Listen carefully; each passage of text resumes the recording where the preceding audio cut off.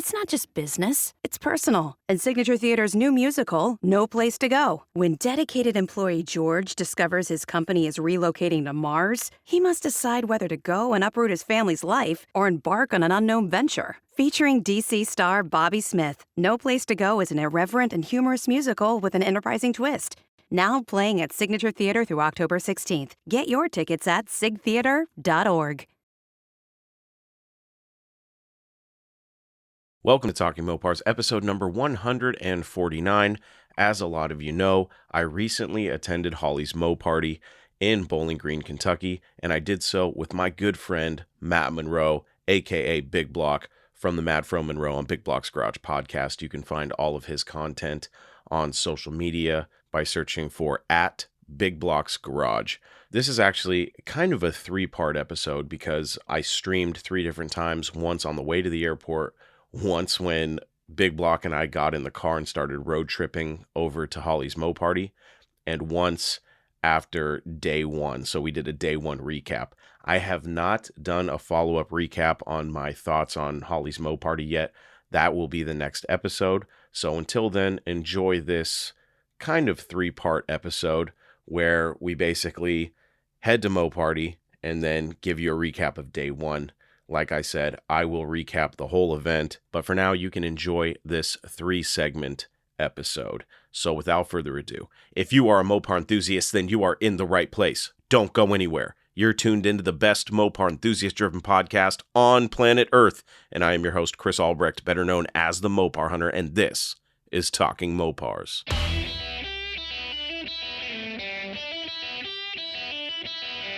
You're listening to Talking Mopars with the Mopar Hunter, your direct connection to all things Mopar.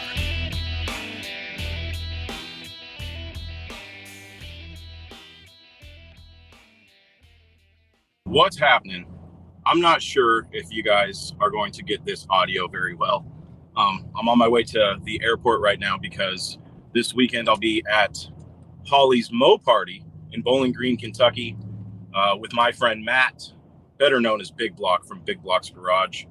We're going to road trip out from Arkansas, which is where Matt lives. We're going to take like a 8 or 10 hour drive out to Bowling Green and spend a couple days out there surrounded by Mopars. It's going to be a lot of fun. I have a really exciting announcement for tomorrow.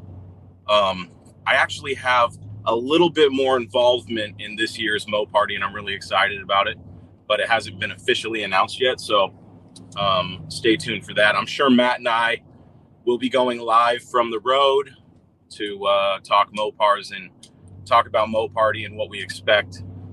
It's going to be a lot of fun. MoParty has become one of my favorite destinations outside of the West Coast for events because man, they put on one hell of a shindig. I'll say that. I was really impressed last year, and this year's supposed to be bigger.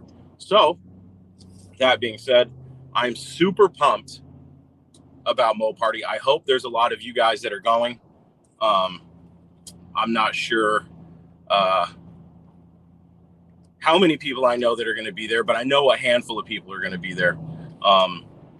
What's up, everybody that's joining in the chat? I'm trying to drive, so if I don't pay too much attention to the chat, please don't hate me. But MoParty is an awesome show. I wish that there was more Mopar events closer to me because these trips cost me a lot of money. But the amount of fun to be had is limitless, you know. Lots of classic Mopars. There was a pretty good turnout of modern Mopars last year, so I'm excited to see what shows up this year. It's going to be a lot of fun, folks. So I hope if you're anywhere near Bowling Green, or hell, fly out. I think the nearest airport would be Louisville. I don't know if they have one in Bowling Green or not, but last year I went to MoParty. I flew into Nashville, and I rented a Ram 1500 and drove it out to Bowling Green. And unfortunately, the weather wasn't that good. I've been watching the weather reports for the past week, and it looks like it's going to be nice. Mid to high 80s, pretty sunny out there. So it should be a great turnout and a really fun event. This year, Holley has decided to do an off-road experience. So from what I understand, they have like an off-road course that for all you Jeep guys and, you know, truck guys, you can take your mall crawlers out onto the rocks and see what they really can do. So that should be a lot of fun. I've seen some posts from people saying they're heading out, and some of the vehicles, Mopars, that are heading out are pretty badass. So I'm really excited to see those in person. But it's going to be a lot of fun. I'm going to be getting as much content as I can. This time I am prepared. Last year, my live streams just were not working out. The signal out in Bowling Green at Beach Bend Raceway Park just wasn't good enough for me. So I upped my internet on my phone and upped my service plan. So hopefully I get a little bit better service, but regardless, I'll be posting content from this weekend, hopefully during the weekend, and hopefully I'll be able to get some live footage and get some live Talking Mopars content for you guys. That'll be a lot of fun. And then Matt and I'm pretty sure we're planning on podcasting every night, so that should be a lot of fun. And for those of you that don't know, Matt and I co-host a paranormal podcast every Saturday night. So I'm sure we'll be talking some paranormal and talking Mopars. It's going to be just an awesome weekend. This is one of my favorite things to do when it comes to the podcast. Aside from the podcast itself, traveling for the show and getting to meet all the people that listen and all that fun stuff. Man, it's so much fun. I love meeting other Mopar enthusiasts, especially ones that have been following me for a while, or even back when, you know, Talking Mopars didn't exist and it was the Mopar Hunter, and I was growing that following. And now to be, you know, Talking Mopars podcast and finally starting to get some recognition. I have some pretty fun interviews that are going to be coming soon, so stay tuned for those. A lot of people have asked me about bigger names coming to the podcast, which, you know, I usually respond, what are you talking about? We've had the biggest names in Mopars. But obviously there are so many people in this community that I want to get on the show, and I felt like continuing to grow the show and grow the following and grow the audience, that it would eventually get to the point where I feel like I have more to offer. You know, the term celebrity, I don't really like it that much, but there's a lot of Mopar people in the community that I know. I've had so many people reach out to me like, oh, we want to hear from so-and-so. You should interview so-and-so. I'm working on it, and I'm really excited for this upcoming year. I think we're finally starting to make some waves. But for those of you that actually listen to the show as a podcast, you've probably, I finally got an advertising deal, but I want you guys to know that the ads that you hear that I am not recording, that is not me talking, I have no say really in what ads they are. So I've had a couple people reach out to me about some of the ads that were played, and we don't have to talk about them here, but I thought it was pretty funny that they would choose my podcast to play those ads.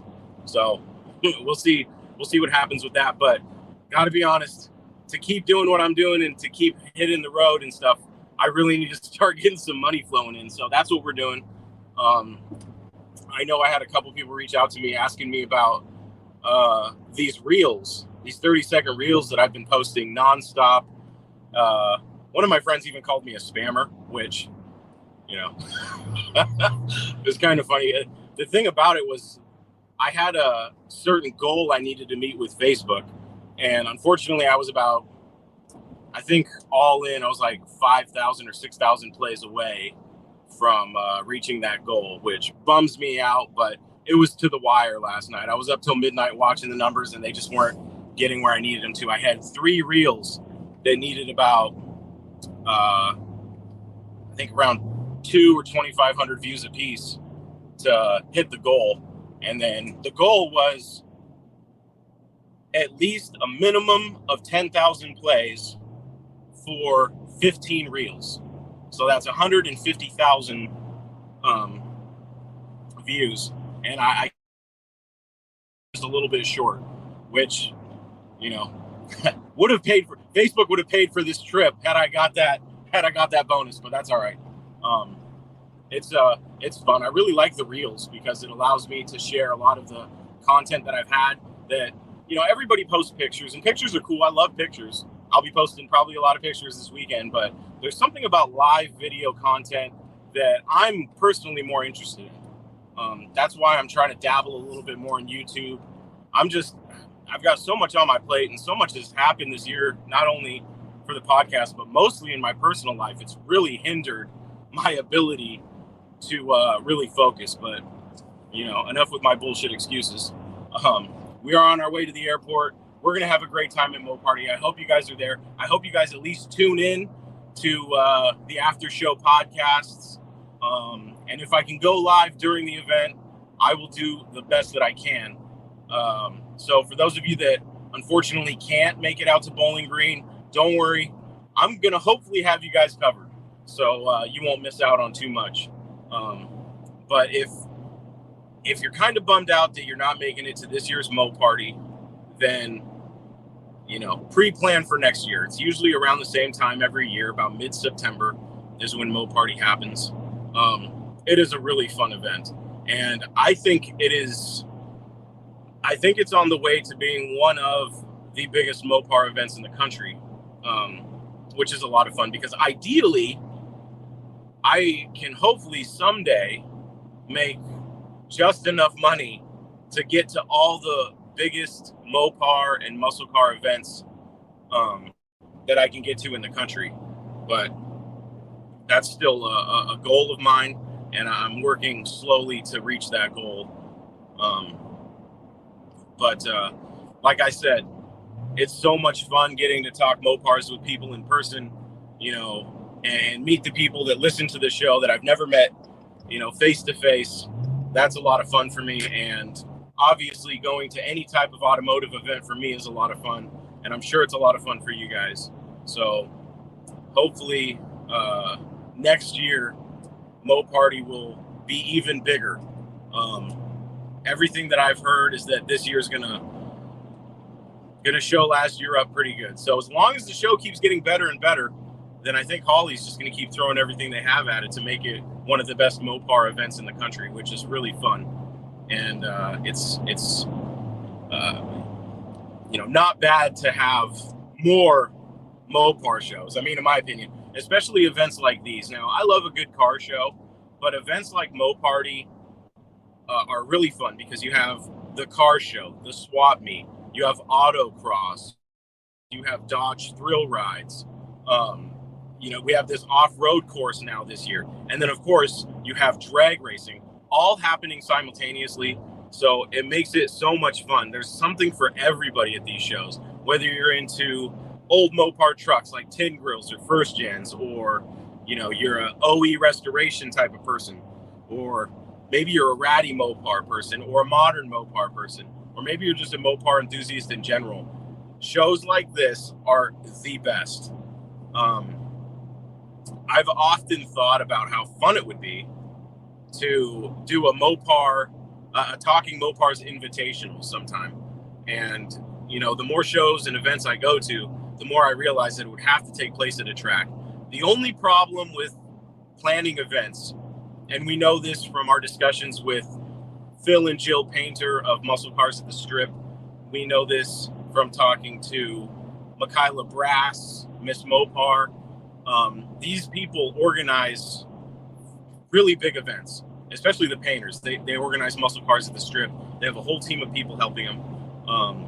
And then Michaela, you know, she's a soldier, man. She gets a lot done by herself in organizing these events locally over where she's at in Pennsylvania. And it's a lot of work. So if I ever got to the point where the show was big enough where I could hire a team of people to help me organize an awesome Mopar event, that's a goal of mine. So that would be a lot of fun. But for now, you know, the podcast is still cooking. We're heading out, doing these events around the country. And I hope you guys are enjoying the ride. It's been a lot of fun for me. And I know some people have reached out to me like, hey man, the podcast has been lacking in episodes. And I hate to feed excuses to you guys, but I thought that I could skip a week and get a few out in the next coming days, just because, Matt and I are going to be down there. And, we have an Airbnb, so every night we'll be able to go back. And it sounds like there's going to be a nice little living area for podcasting purposes. So that should be a lot of fun. But I'm really excited. If you're in the chat and you're heading to Bowling Green, be sure to come say hi to me. I'll be wearing a high-vis vest for media, but I'll have my Talking Mopars hat on. So if you see me, definitely say hi. If I'm streaming or doing content, I don't care. Come up, say hi. Don't feel bad about interrupting me. I always have people say, I saw you, but I didn't want to say anything because you were recording. And I always say, oh, don't worry about it. Come say hi. I hate missing out on getting to meet people. So if you see me out in Bowling Green, definitely come say hi.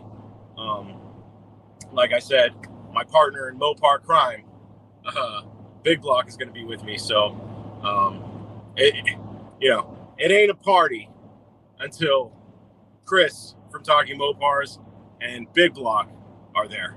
So it's going to be a lot of fun. Hopefully, we were talking about trying to organize some sort of event, like after show event. So every day after the event, maybe we can all, whoever wants to go can meet us at a place, maybe have some drinks, have some food, and talk Mopars. That would be a lot of fun. Last year, we went to this place called the Mellow Mushroom. It's a really good pizza joint. They got good beer. And right across the street from the Mellow Mushroom is an old Chrysler dealer.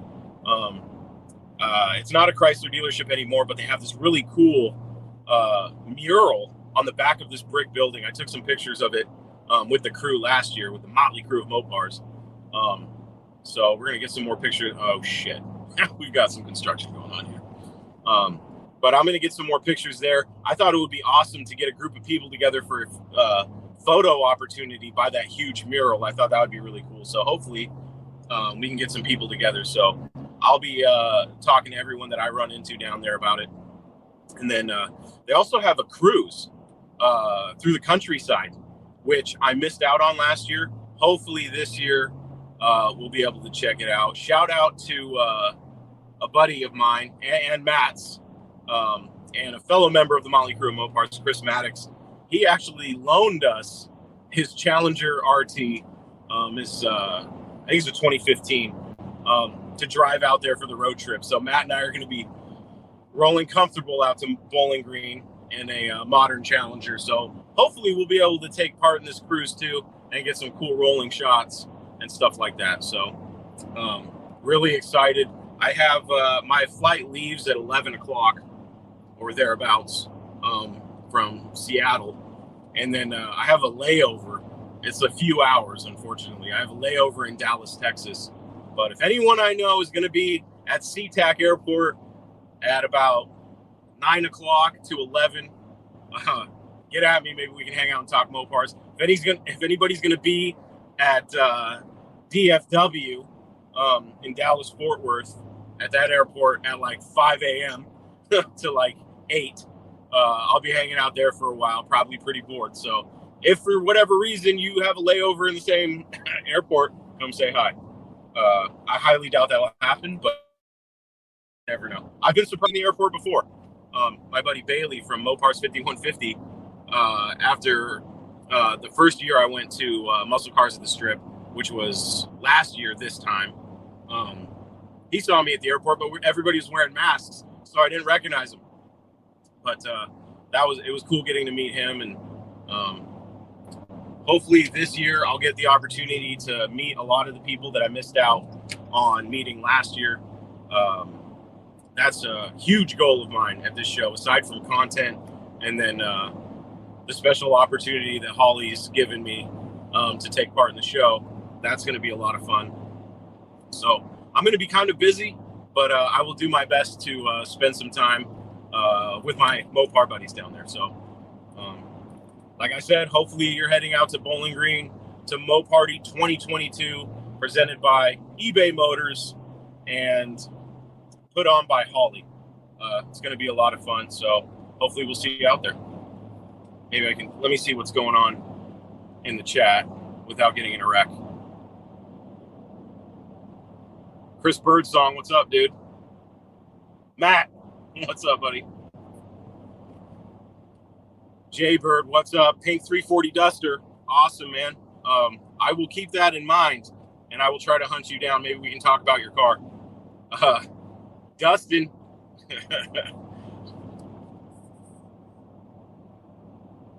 Here for the LS swap talk. Yeah, that'll be in about 3 hours when I'm asleep. Darren Kirkpatrick, Chips from the wonderful state of Oregon. Harold, what's up, buddy? Safe travels. Yeah, I don't know if live streaming is exactly a safe way to travel, but we're doing it. Darren, yes, we'll get you on the show, dude. I'll reach out to you sometime this upcoming week, and we'll get something penciled in. Yeah, we could do an event, man. That'd be a lot of fun. Something on the West Coast. Unless, of course, Darren, you're going to front the bill. Then we can go wherever you want, dude. No, but there's some good local shows in the Washington, Oregon area. That'll be fun. Yeah, let's do that. But I'm going to get back on the road here, guys. I need to get some gas and make sure I don't get in a wreck before I even get to the airport. So thank you for watching. Like I said, we'll see you in Bowling Green, guys. No Mopar left behind.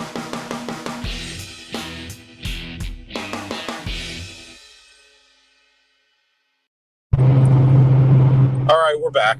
Our connection sucks. It just got bad again. But we're on our way to MoParty right now.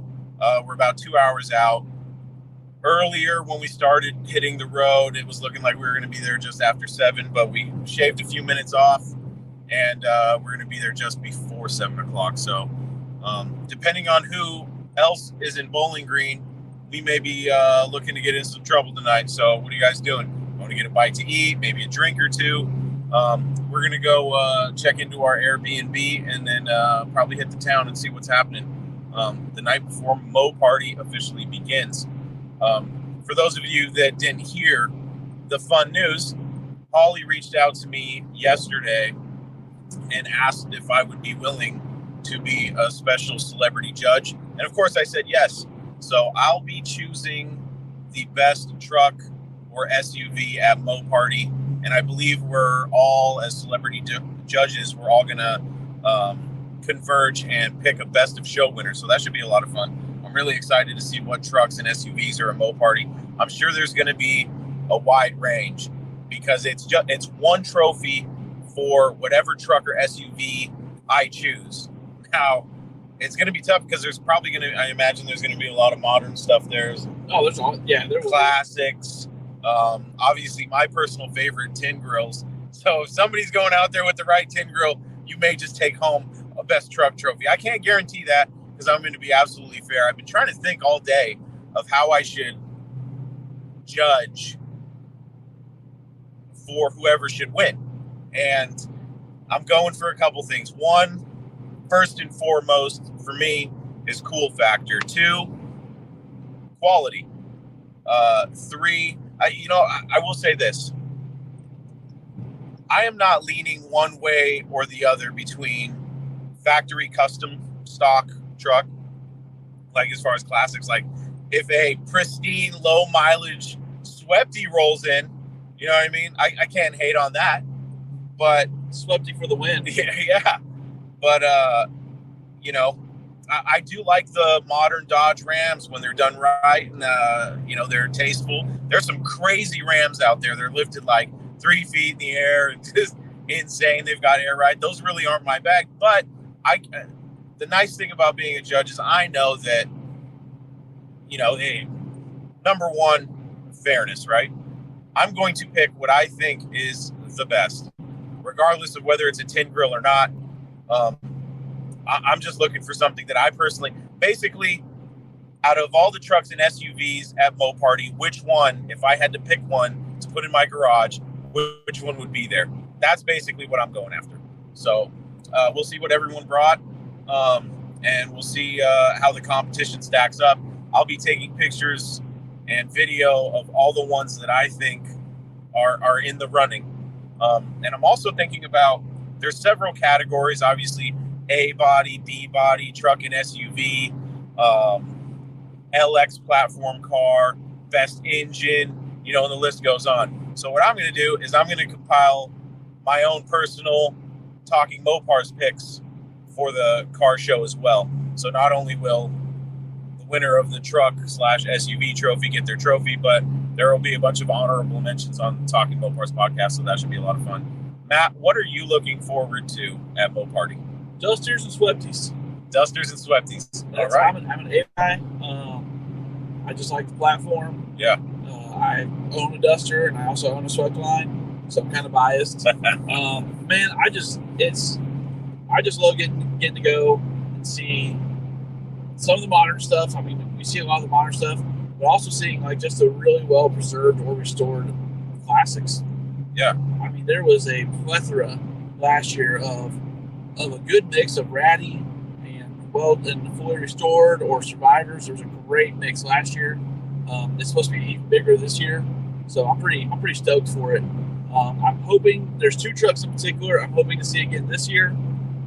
It was a W200 camper special swept line, and then it was a T100 Hemi swap swept line with a Snowden custom seat. Everything was great, and they road tripped that truck everywhere. So I'm really looking forward to seeing that truck again. And talking to those folks again. I'm going to be out there doing photographs and video as well. Chris and I both got media credentials, so we're just going to have a time. It's going to be a lot of fun, man. I'm really hoping that even more swept lines show up. The aftermarket support for swept lines has grown. The past couple of years is blowing up. Yeah. As a tin grill enthusiast, I'm a little jealous because I think that they're missing out on a huge market with tin grills. I think everything from swept lines all the way up to, every truck from swept lines up is super popular. Yeah. And they're only going to get more popular as time goes on as far as, good entry-level Mopar projects. So I think the companies that are sleeping on those trucks are doing it all wrong. But I am happy to see that some products are finally being developed for the swept lines. I think that's great. I hope to see some more vans. I'd love to see a van. Unfortunately, I it's probably a good thing that they didn't do a truck / SUV / van class. Because if the right van showed up, you'd be giving it to the van. Hands down. You don't even have to be the right van, just a van. Yeah, 100%. You'd be like, boogie down. Here's your trophy. To be honest, I'm glad that Holley only asked me to be the truck SUV judge. If they were doing like a typical format where you judge everything and you go by each class, that is a lot of work. And while it would be fun, if I wasn't going there to get a bunch of content and I was just going there to have a good time, being a judge would be a really good time. But that's a lot of responsibility. Just having to check out all the trucks and SUVs is going to be, I imagine, a pretty large undertaking, but I'm up for the challenge. And for everybody that's talking shit about me not being a celebrity, hey, if Holley says it must be true, right? No, I was super surprised that they reached out to me, and I'm super honored that they would put me, even in the running of being a judge at their event. So, I'm going to make the most of it, and I'm going to do the best job that I can, but it's going to be a lot of fun. This year, Matt, they've got the off-road experience. I'm super excited for that. Right? In my heart of hearts, I hope there are some people that are going to just thrash some random shit. You know what I mean? I mean, get me an off-road PT Cruiser and turn me loose. I know that I've seen many pictures of I've seen Dusters, I've seen Challengers, I've seen Cudas, road runners put on 4-wheel drive chassis, and I would love to see one on the off-road course. In fact, I don't think I've ever seen anybody doing as crazy as this would be, like a Superbird or a Dodge Daytona on top of a 4-wheel drive chassis and wheel the hell out of it with a busted ass wing all bent up. That'd be funny. That hurt my feelings. Yeah, it's gonna be fun.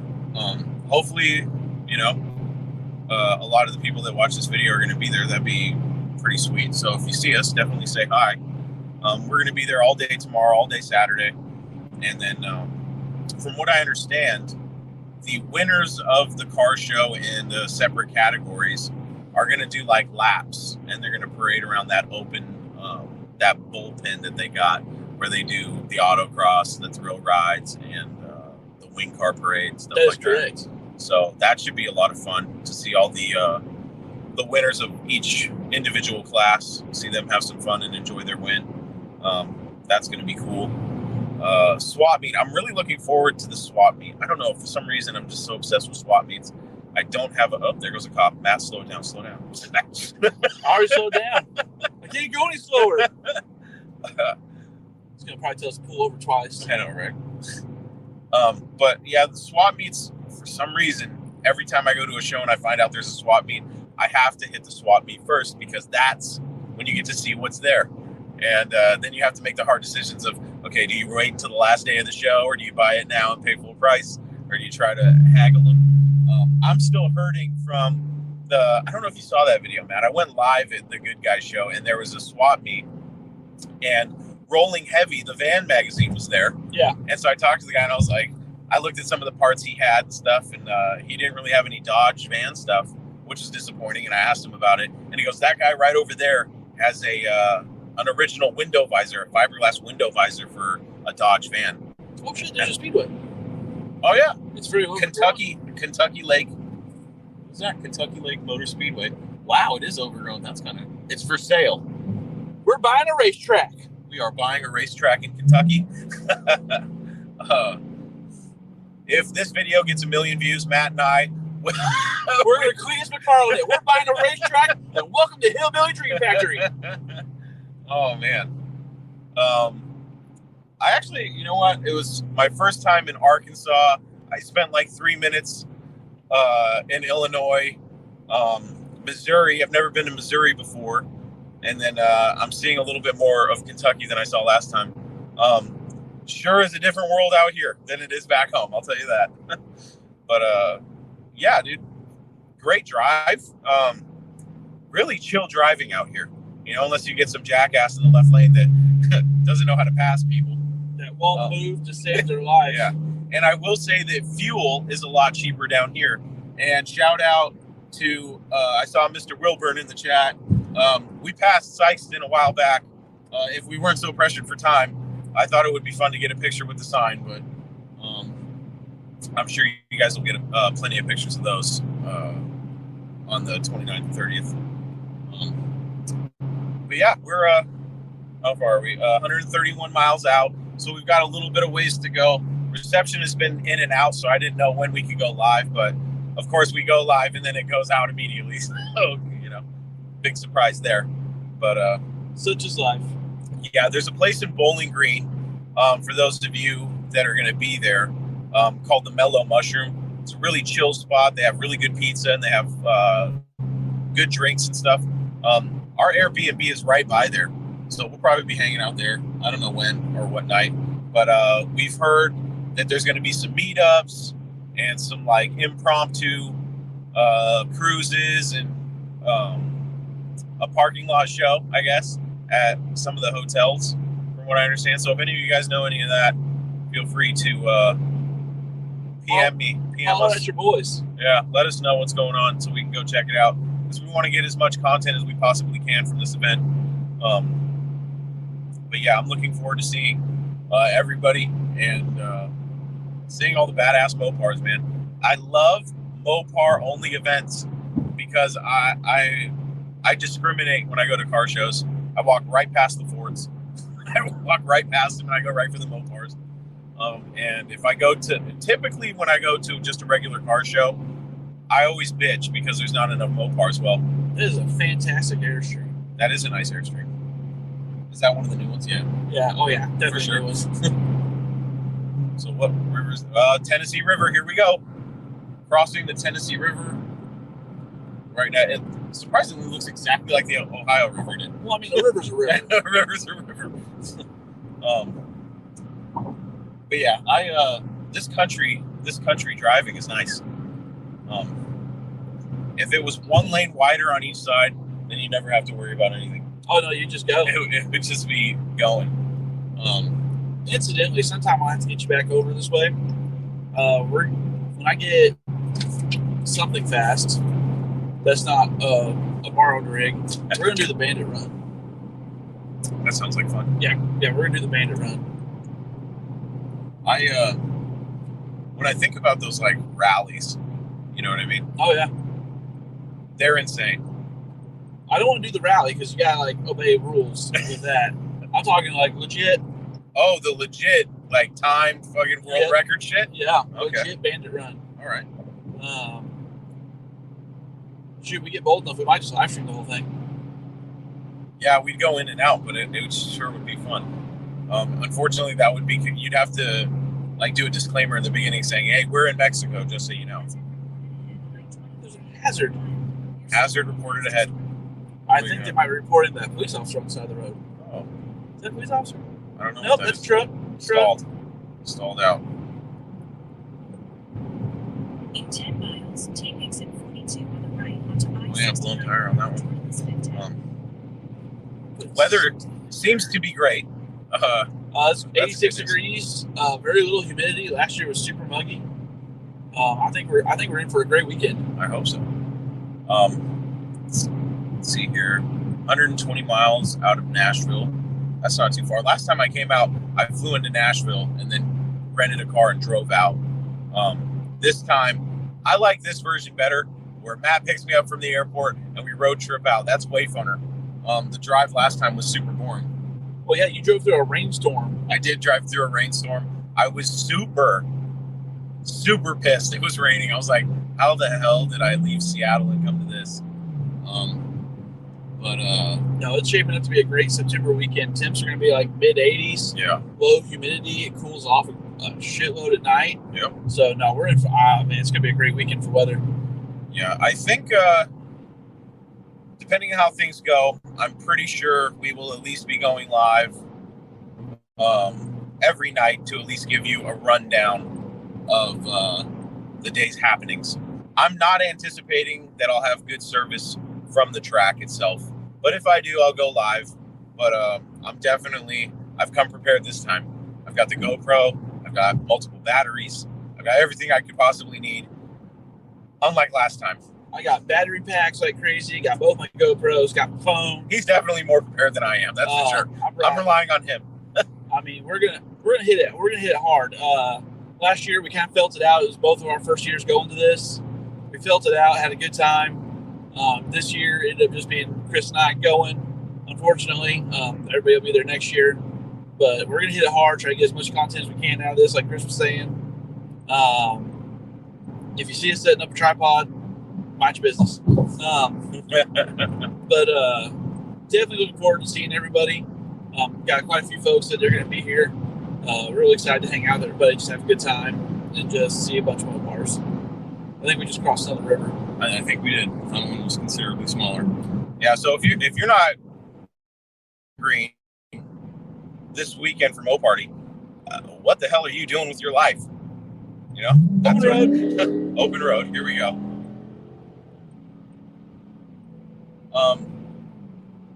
So Josh in the chat asks if I still have the Roadrunner. I actually sold it. I sold it for a lot of money. That's all you need to know. So don't worry about my Roadrunner, okay? Can we get out right now? I know what he's getting at. He's getting at that I'm not going to finish it and I'm going to sell it before I finish it. That was a subtle shot, Josh. Much like the one that you said earlier. He said, judge yes, celebrity no. That's funny. Are you just mad Holley didn't call you? Oh, no, they asked me who else would be a good one. definitely not Josh Whiteberg. Don't call him. No. I was surprised. Hey, you know, when you build the best Mopar enthusiast-driven podcast on planet Earth, those things happen. So, no, nobody's stopping anybody from creating a better podcast than I've created. You're more than welcome to try. Have fun. Mopar podcasts are few and far between. So if you think you can do a better job, by all means. If you don't, then do me a favor and step to the side, because I've got places to go and places to be. Okay? No, I enjoy the subtle hate. I think it's fun. What's your opinion on haters, Matt? I think you need to get a life and find a hobby. Maybe their hobby is hating. I'm just saying, life's too short to let you try to mess up my shine. Yeah, I mean, I get it.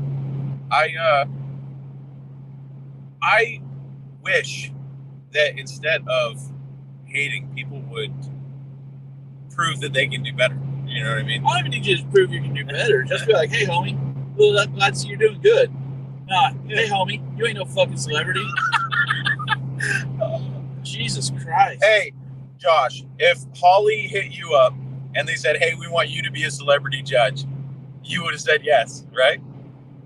I can promise you that if that happened, I wouldn't go into your chat and go, judge, yes, celebrity, no. I wouldn't do that. You know why? Because I got better shit to do. Life's too short to be that damn miserable. No, I think it's funny. I know he means well. No,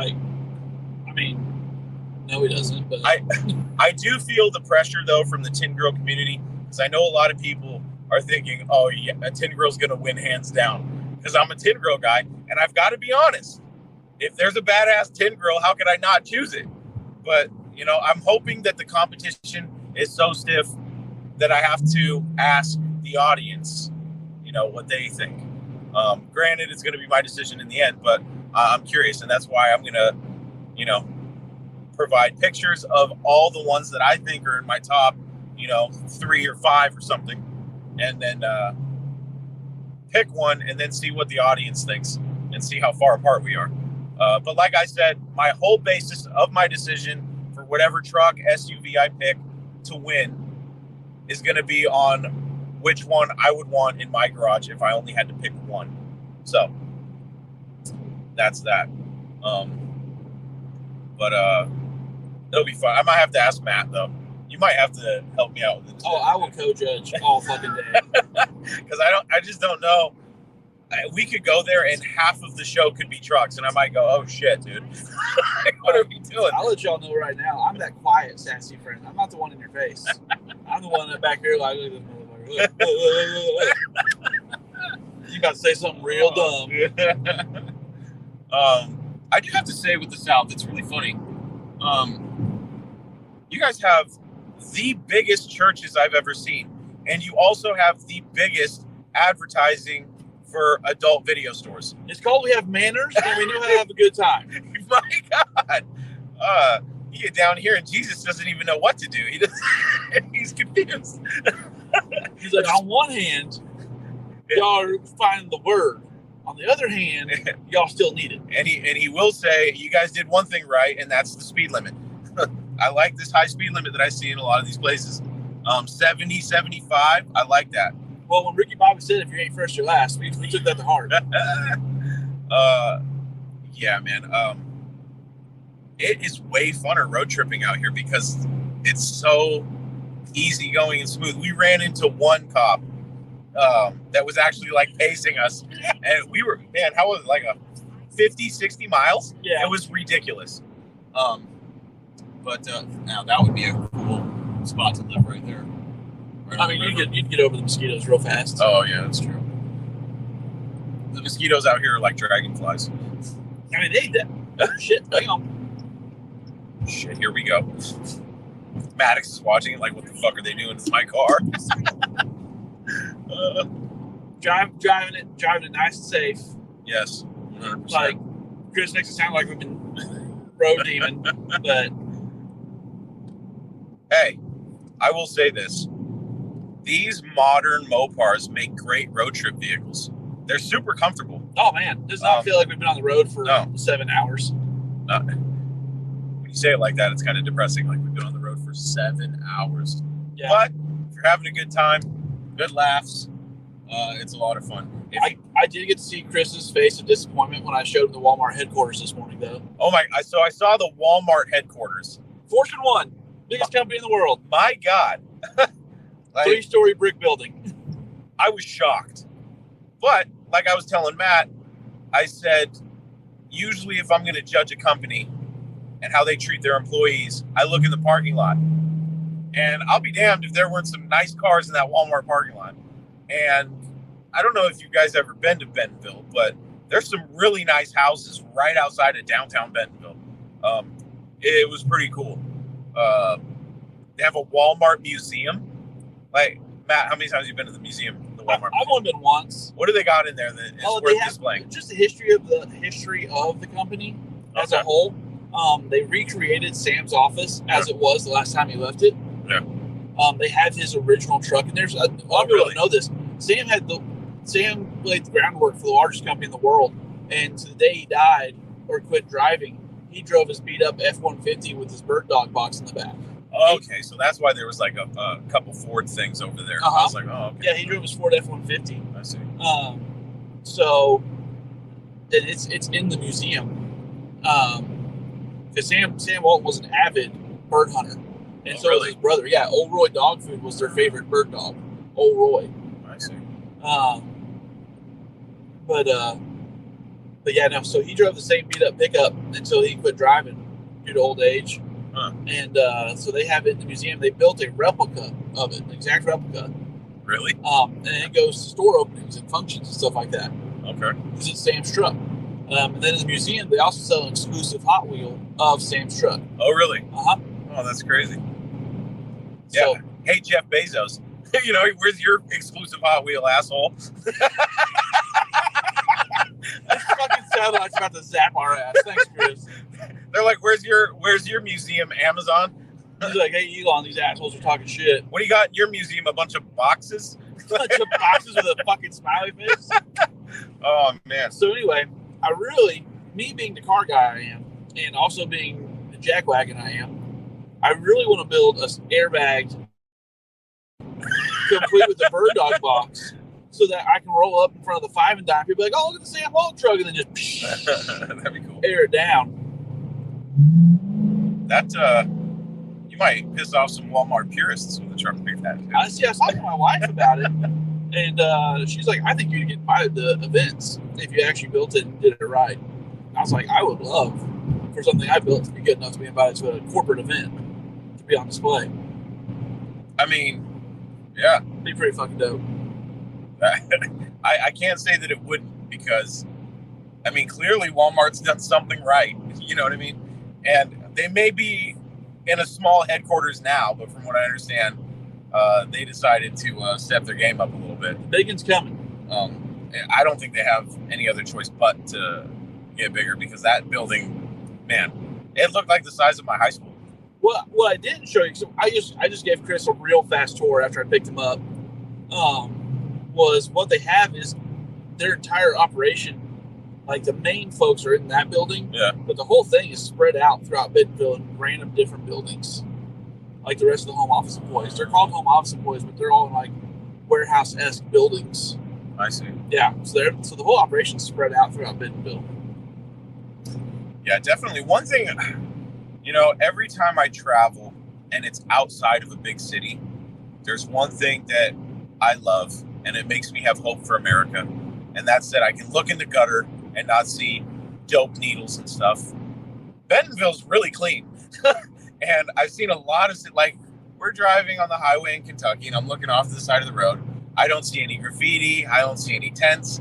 I don't see any, but the only thing I've seen that was mildly disturbing is the amount of roadkill that's out here and how it's splayed across all lanes of the highway, and it's just stained red with blood. You don't see that too often where I'm from. It sounds like a scene out of Mad Max. It is for sure a murder scene every mile. Yeah, no garbage. Like, there's no garbage on the side of the road. Okay, there's some. Never mind. There's a bag. Fuck it. I'm staying where I'm at. One bag. No, I like seeing that because I watched Seattle go to complete shit over the past decade or so. So when I see clean areas, nice peaceful drive, it makes me have some hope. But yeah, I cannot wait for this show, dude. MoParty, from everything I've heard, it's going to be way better this year than the previous two. And the previous two were really good. From the people that I've heard talk about going to the first one, the second one, and now some of them are going to be at this one. So I guess only time will tell. I'm just like, I know we're there for a reason, but I'm just excited to get to hang out with everybody. Yeah, It's like that's gonna be fun. this is like the spread out family come together for a get together. Family. Fast and Furious 11's getting filmed here.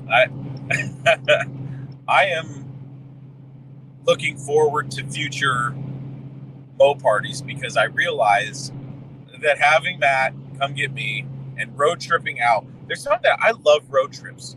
I think they're a blast. Right? They're fun. And I realize now when I've rented cars and done it before that it's not as fun unless you've got some people with you. So I think we should make this a tradition. Hey, I'm down. I'm always a good time. Yeah, it'll be fun. So Maddox, we need your car again next year, buddy. Actually, you never know. You never know. Hopefully next year Max is going again. Yeah. Head back out for some really good reasons this year. It was some family time that he really wanted and needed, so completely understand. Next year, Chris and I will probably be doing this drive in my swept line because it should be on the road. That'll be a trip. Oh yeah, That'll be a trip, bro. I'm excited. So you never know. You never know what you're going to see us driving. But it's been a great drive. It is a fantastic drive with somebody, and you can just like get quiet for a little bit and just enjoy the drive. And then all of a sudden, when you just pop something stupid off, and you're dying. It was funny because we did have spurts where we were just kind of chilling, and then laughing for fucking an hour, and then it's like, all right, let's chill for a minute.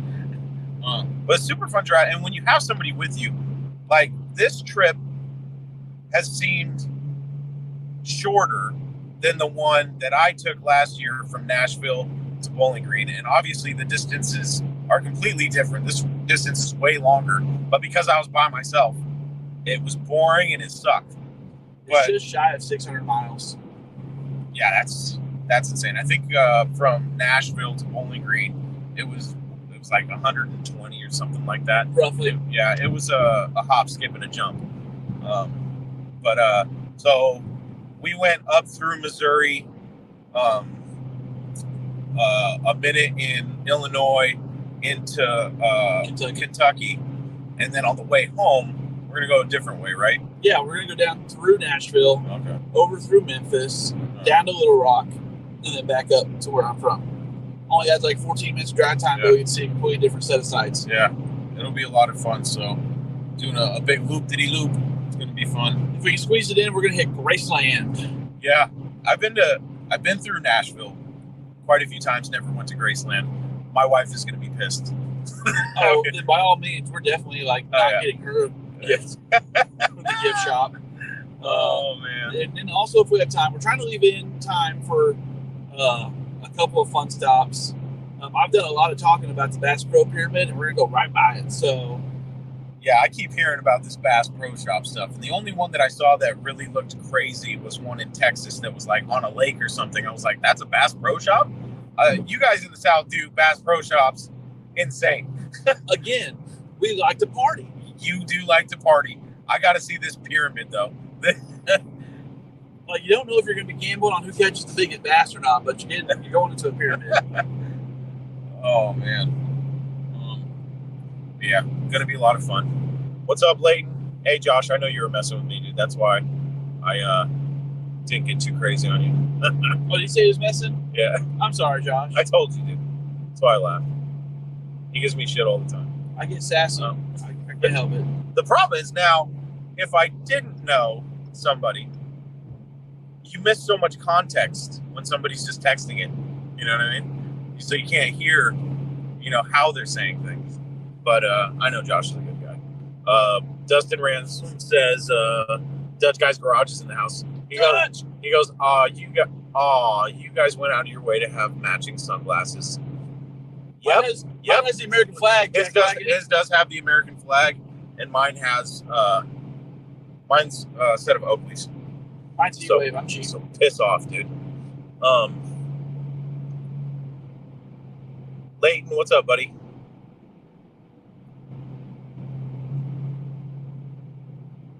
Hey, Josh, I didn't sell the Roadrunner.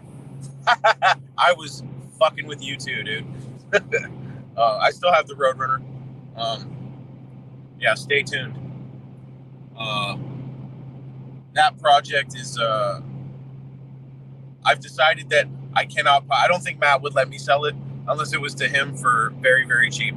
So I would find a way. I would honestly, man, I would start an OnlyFans. I would legit be on there and be like, I got a chocolate starfish for you. I'm not proud of it. Oh my God.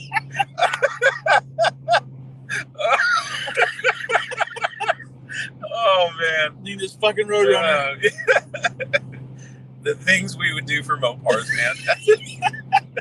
I'm not proud of it. Oh man. Oh, that is funny.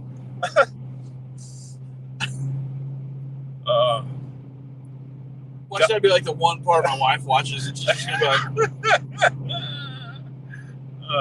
that'll be the one part that my wife shows her friends, like, look at my husband's dumbass friends. It's Matt going, here's my chocolate starfish. I'm not proud of it. Oh my God. Oh. That is funny. Mine would be reverse OnlyFans. You pay me $20 a month not to send your nudes. I expect you to make a smart-ass comment. I actually, I don't mind smart-ass comments. I find them to be entertaining, as long as they are legitimately entertaining. Now, some people think they're being funny, but they really have, like, it's one thing to just say something thinking you're funny. For it to actually be funny is a completely different ballgame. Again, I'm a good time. Yeah, Dustin's going to be there, so we'll see Dutch. Oh, shoot, yeah. Yeah, Dutch is going to be there. Dude, we might have to get you in on a talking paranormal, dude. We might have to work something out there, depending on how long you're going to be in town. So yeah, we'll talk about that tomorrow, dude.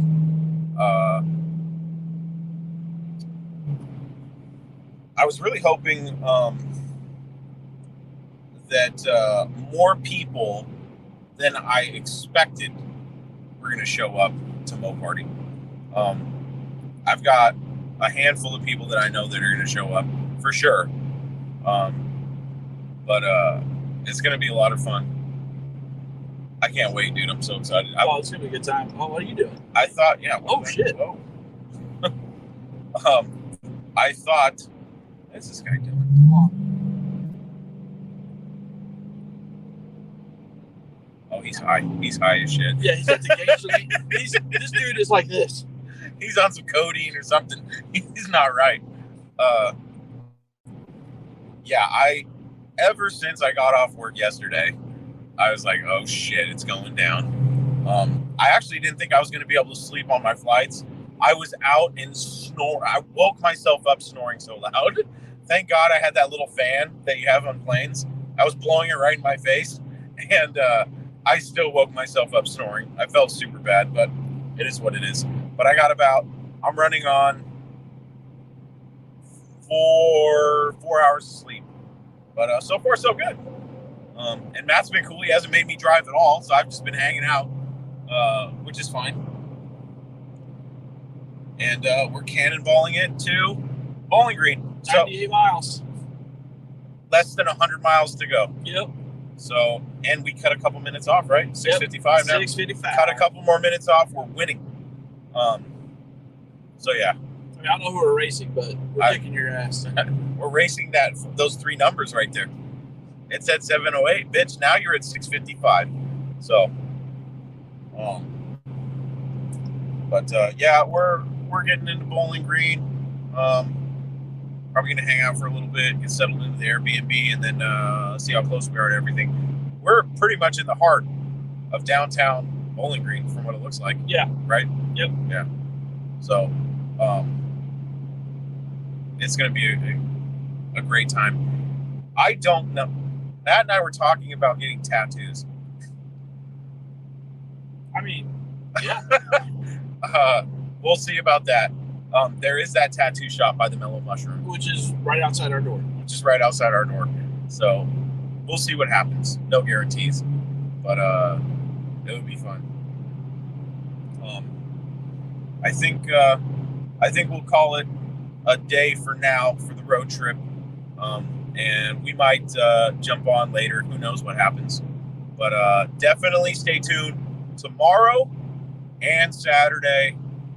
Bunch of content's coming out, and we'll be podcasting both nights. So definitely stay tuned. And like I said, if I can go live from Bowling Green, from the show, from MoParty, I'll do the best that I can. Hopefully, I have a good signal this time around. But if not, we have a nice Airbnb with Wi-Fi and everything we'll need to upload content. So check out my stuff on BigBlock's Garage. It's all one word everywhere. At BigBlock's Garage. And obviously, you know where to find Talking Mopars podcast. All right. We'll see you guys later tomorrow. Oh, Dustin. Yes. Now we get tattoos, dude. No Mopar left behind. Yeah.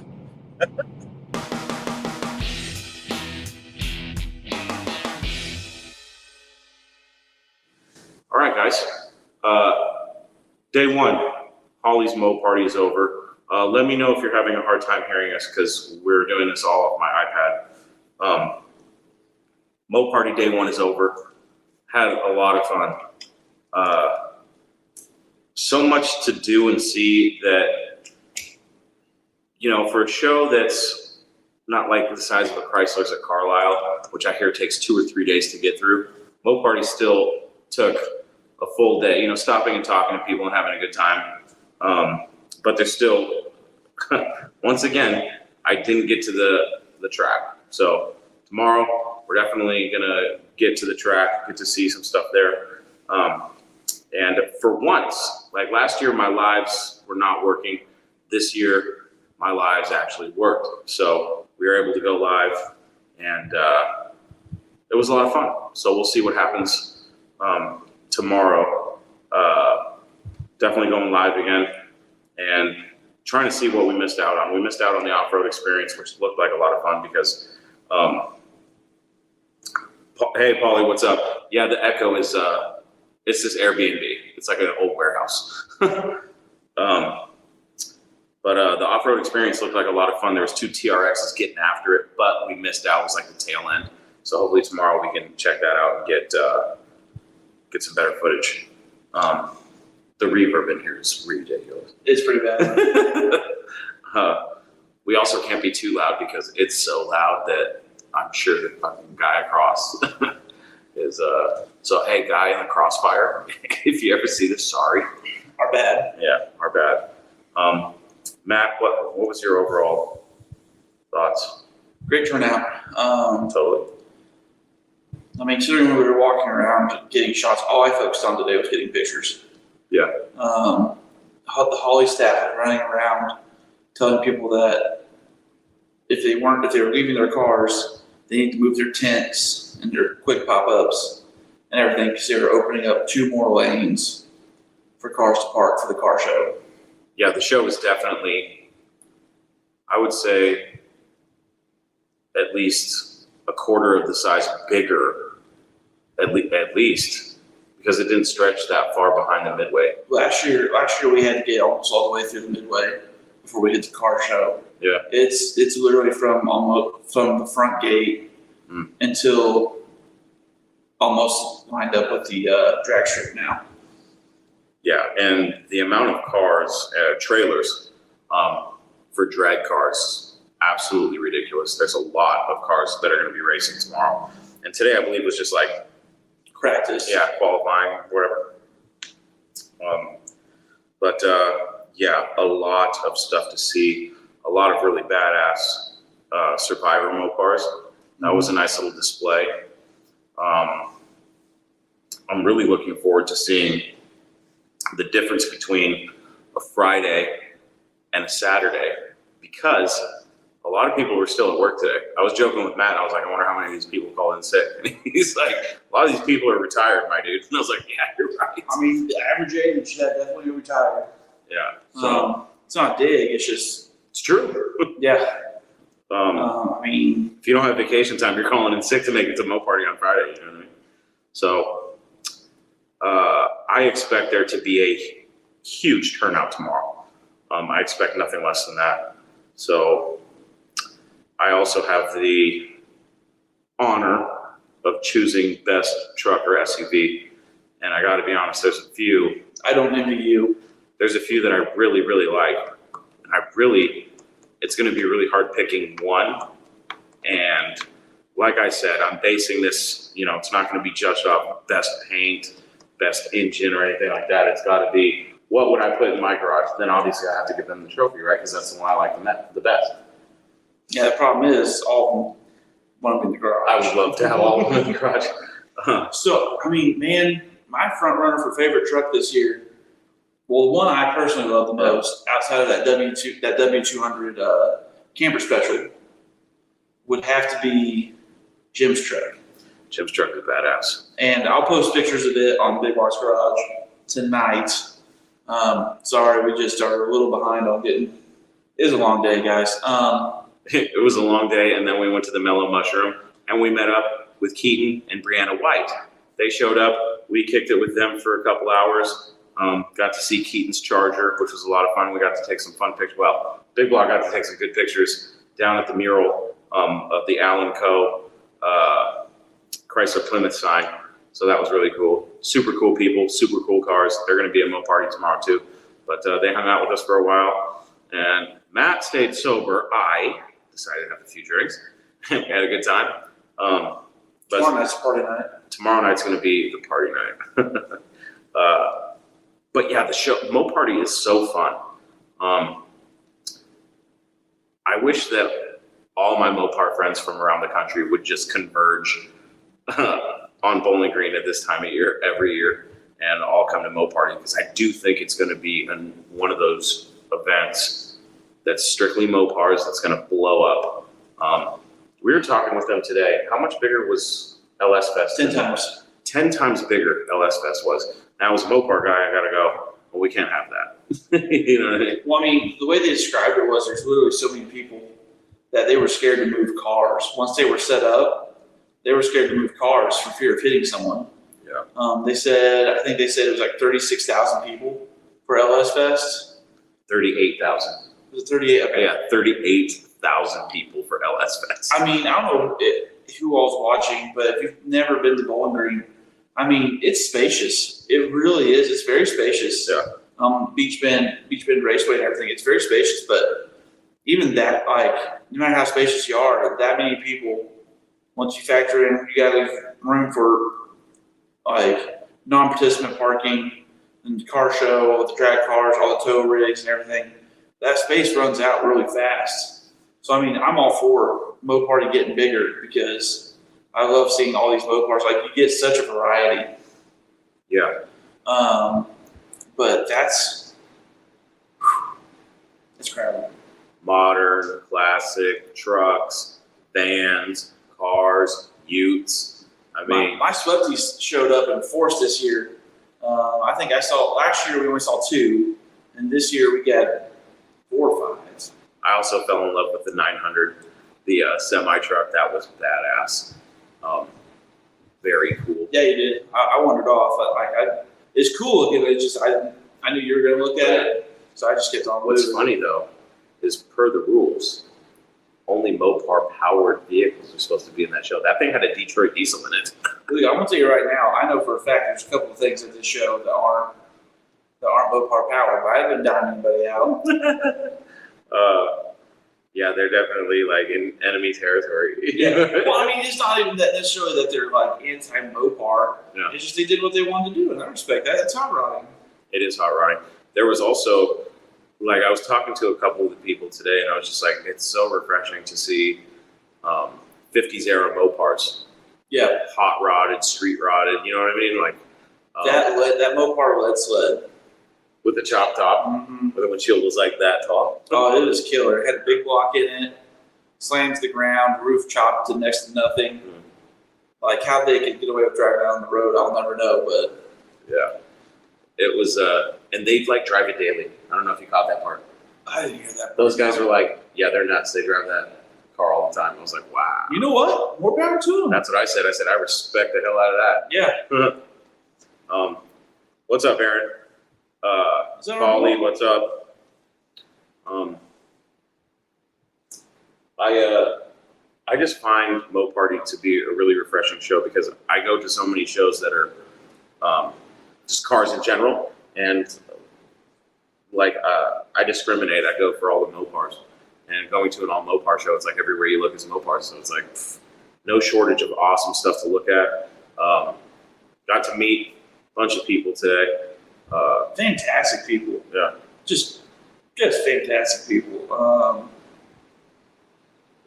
It was a great day, but we are beat, man. We were there at 8 a.m. We were there before 8 a.m. We were there before gates opened. That's true. We were. But people are still rolling in. We got the special pass. Yeah. So like we were there already walking around getting photos and talking and stuff. And before people started rolling in. Yeah. So we were there like 7:10, 7:15. It was great. I finally got to meet Sean, the owner of the Yellow Submarine, one of my favorite vans, the Moon Eyes Hot Wheels tribute van. I got to meet him, super cool dude. Got to see his awesome van in person. That's a highlight for me because you guys know I love vans. And the man can build some awesome vans. So it was fun talking to him, talking about the van, and getting a little bit more motivation to get mine going. Not that I wasn't motivated on it, but seeing them out in the wild like that is just, it's like, God, I can't wait to get my van done. I mean, I love coming to stuff like this because now I'm going to go back and be super motivated to work in Mark's Web Line. Yeah. So instead of driving a comfortable Challenger here next year, we're going to drive that thing. Yeah, that'll be fun. Tall John's in the house. What's up, Tall John? Are you coming to Bowling Green or what? Are we going to see Tall John in Bowling Green? It's hard to miss. I looked around. I didn't see anybody's head above the clouds. So Tall John isn't in Bowling Green yet. Tim, Chrysler LeBarons, smoke them all. I mean, there's a couple. There was a couple LeBarons. One of them had drag radials on the back of it. Oh man! Speaking of drag radials, that dart with the most aggressive stance I've ever seen. There was a dart there. Stupid me, I didn't even look at the tire size on it. I didn't even think to look at the tire size. Big enough to go mock Jesus. Yeah. God, they must have been. Just in my head, I'm trying to compare it to like an off-road tire. Like, I don't understand how it works because literally there was like a centimeter between that wheel well and that tire. Yeah, 100%. I'm just like, how's that work when you hammer down and shit moves? Yeah, 100%. Well, Tall John, I'm disappointed to find out you're not going to make it. I guess I won't see you at MoParty. Who knows? Maybe I'll see you somewhere else. Yeah, congratulations on the good business. But yeah, I think that was about a 33-inch tall tire, I would imagine. It was outrageous. I mean, it was crazy. This dart, you talk about stink bug. This dart was ridiculous, guys. It was nuts. But damn, MoParty is just one of those events where it's like there's so much to see and do, and it's all happening simultaneously. So it's like, all right, pick and choose what you want to see. Thank you. Josh Whitebird. Man, I want to be honest. There was so much to see. We could have easily overlooked a green Demon with a 340. Is that your car? No, it's not. It's not the ones he asked me about it. I don't know. I think he's got a green Demon. Maybe he's asking if we saw any. I'm trying to think. I know I saw a B5 Blue Demon. There might have been. I didn't see too many Demons. There was a Demon they had what looked like a Demon 340 call out, but it was actually it said Demon 383 and it was 383 swap. Yeah. I forget what color it was. You have to understand how many cars we saw of every shade in the Mopar. Oh man, You know what I mean? like every color. I have to say the wagon we saw was awesome with the shaped door handles. Oh, yeah, I One- think that that was is, yeah. cool. Yeah, we didn't even make it to the track. We were on our way to the pits and we kept getting distracted. It's such a fun show. It's one of those things. I was telling him, I was like, I can't wait till I can just hire somebody to just follow me around with a camera, so I can just enjoy myself and not have to worry about getting videos and stuff. You know, Bro, so I can tell you right now, I'm really wanting to just come as a spectator one of these times, just so we can just pull a car up, park it, and sit in a lawn chair and watch it all happen. dude, I had such big plans of getting everything I needed today, and then tomorrow just chilling and just having a good time doing what I wanted to do. But I think for the first 4 hours of tomorrow, I'm going to be working because, first of all, I got to figure out who I'm going to pick to win the best truck / SUV. There's definitely there's two in my head that I'm like, those are right up there. But I'm definitely going to do some honorable mentions because there's just a lot of cool stuff there. So much cool stuff.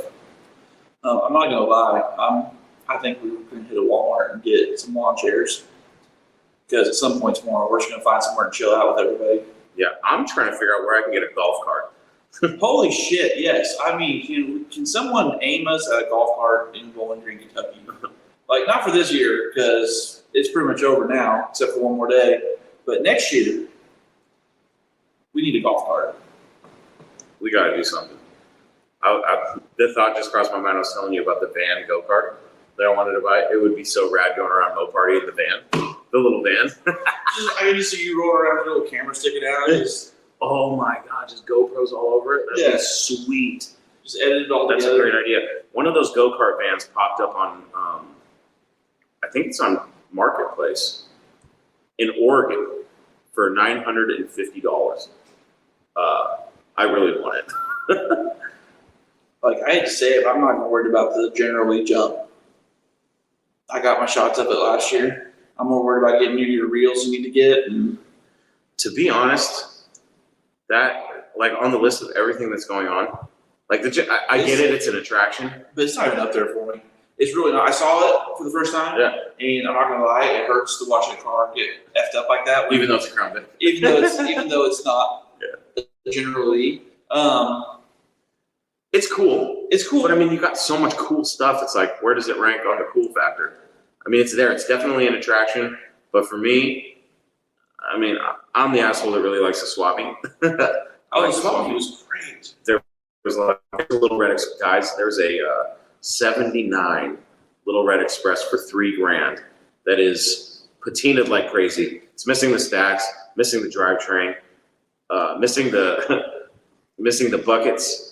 But still, it's a Little Red Express shell for $3,000. It's patinaed. Like, I was looking at that and I was like, God, I want that truck so bad. Oh, it'd be a cool ratty Little Red Express for 100%. sure. With you've seen the picture of the Little Red Express. It's a rendering, and it's fucking slammed, and it's got a Hellcat in it. I've seen it, yeah. Every time I see that rendering, I want to build that truck so bad. Yeah, that's Dylan McCool came out in force. He's got like everything. There was a C10 there. There was a C10 at MoParty. Oh, that's Vice Grip Garages. Vice Grip Garage is there. It's Hemi swaps. Yeah, it does have a Hemi. Pecker with the burnouts are pretty cool, but Australia, it's going to be tough to top Australia with burnouts. It's nowhere near the same level. They're trying to copy it for sure. Mm-hmm. But it's nowhere near the same. Greg Croft, mainly because we don't have any room for more projects as far as why that Little Red Express isn't ours now. I'm out of room in my house. Chris is out of room in his house. I mean, And that's a long way to ship something too. I'm pretty optimistic, but the last time I tried to get, so the Mopars 5150 sell-off, they had the 1A body there, the Demon. I really wanted to make a move on that one for $4,000. The reason why I didn't, I mean, I had talked to Tony and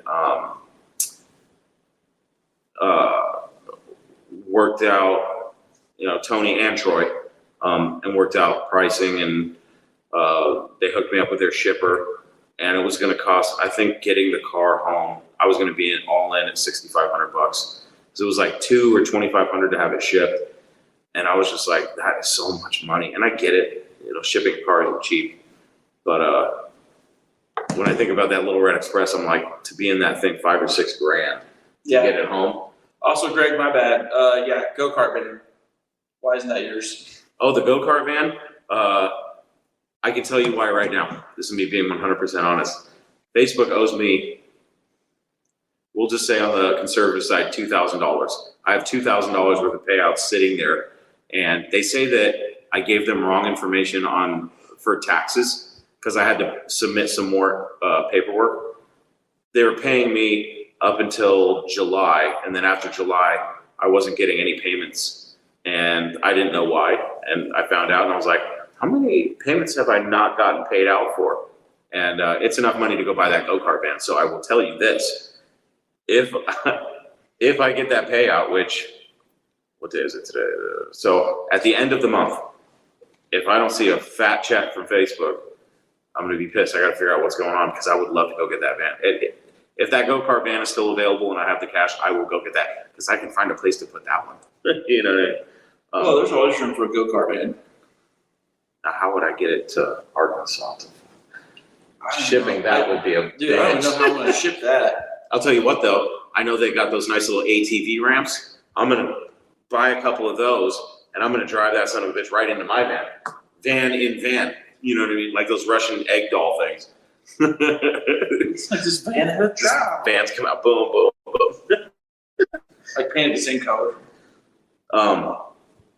I was thinking about it today. I was talking to Sean, Fat Tire Guy Thomas, and I got really excited when I thought about how cool it would be to see a van in the burnout contest. Unfortunately, he didn't bring a spare set of tires, but yeah, he will not be participating. I now want to get my van going just so I can go to a burnout contest, but I need to get a sure grip in it. I would love to do a burnout contest in the van and just have it hot box. This is just full of smoke.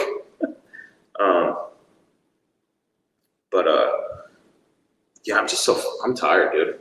Those drinks did me in. I had like 3 or 4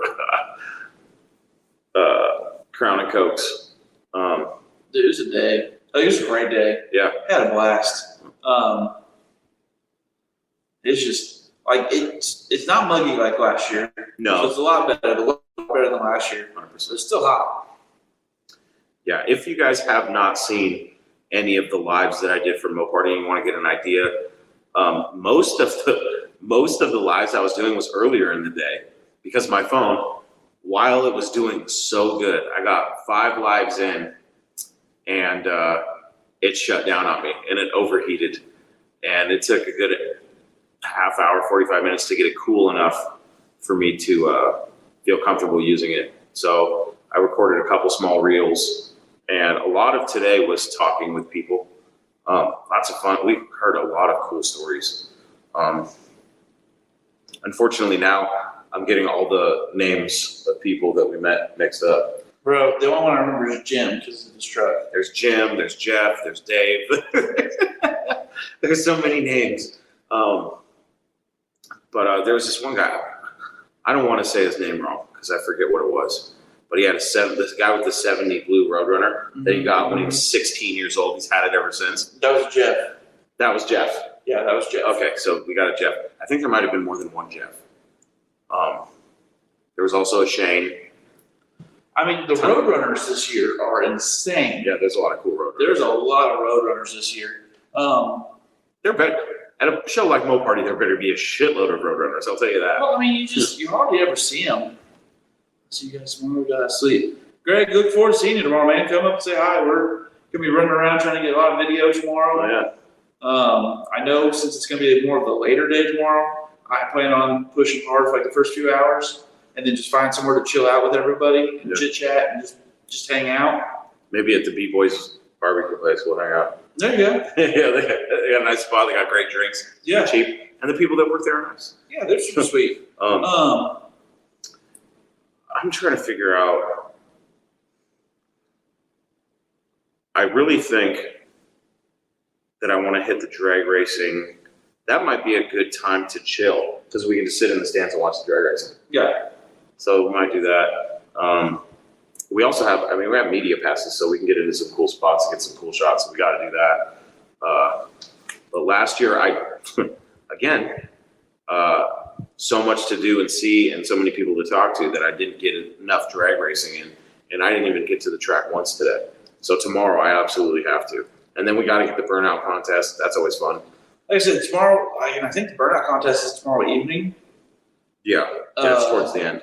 It's towards the end. Mm-hmm. So that's what I'm saying. Like last year we left when the burnout contest was happening. Yeah, you guys did. I think, yeah.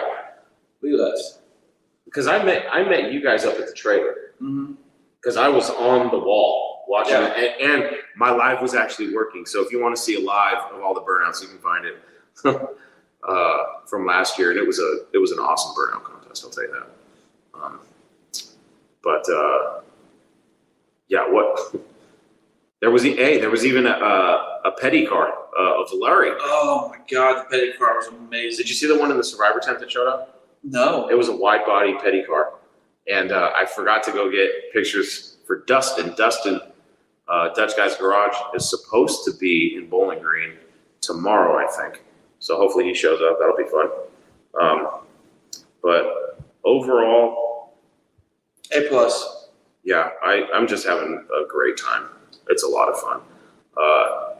Definitely started a tradition this year. Yeah, I'm gonna look forward to it every year. 100%. And I realized that the best way for me to do this is to fly into Arkansas and road trip out with this guy. Ton of fun. No, I had never been to Missouri, so I got to see Missouri. Got to see Illinois for 15 seconds. And this is a funny little thing. The rolling country side of Kentucky is awesome. And the people in the South, man, they're on a different level. I love these people. It's fun. We're a good time, man. We know what's up. I went to the gas station and I told a lady was asking me about MoParty, and I told her how much I love the show and how much I love Bowling Green. And she's like, "Come down next year and stay with us." And I was like, "Is that an invite?" She's like, "Yeah." I was like, "You're inviting a stranger to stay at your house." 1,000% maybe. Yeah, 1,000% maybe. Super hospitable around here. Dude, Southern hospitality isn't just for Hollywood. No, it's legit. I experienced it when I was a truck driver, and I experienced it when I traveled for the show. But yeah, and the spot we're at, this Airbnb in the parking lot of the Mellow Mushroom, right next to that awesome Allen Motor Co sign. God, it's such a cool place to get a photo, especially at night. 100%. Like Bowling Green has like their street lights, like every other or every couple of street lights is blue. Yeah. For whatever reason, they like to party in Bowling Green. Yeah, they like to get down. Yeah. So they have a blue one aimed right across the street from that sign. So it lights the sign up really cool. And then like tonight I had the privilege of shooting a Plum Crazy 70. Yeah. Plum Crazy 70 Charger. And Keaton's had it his whole life. yeah, he has to 6 months old. Yeah. But I had the pleasure of shooting that for him. And I mean, the pictures came out great. We shot the Challenger we drove out here in. We shot it under the light, and it came out good. Yeah, even though it was covered in bugs, the picture still looked amazing. Yeah, the picture still looks great. Yeah. But I mean, it's just a cool spot. I love coming over here. It can be a bit of a drive, but it's still worth it. I would go to this event all year. Yeah, I've been looking forward to MoParty all year long. I'm trying to. Chris, looks like we might be at the Mushroom again. Some more folks are coming.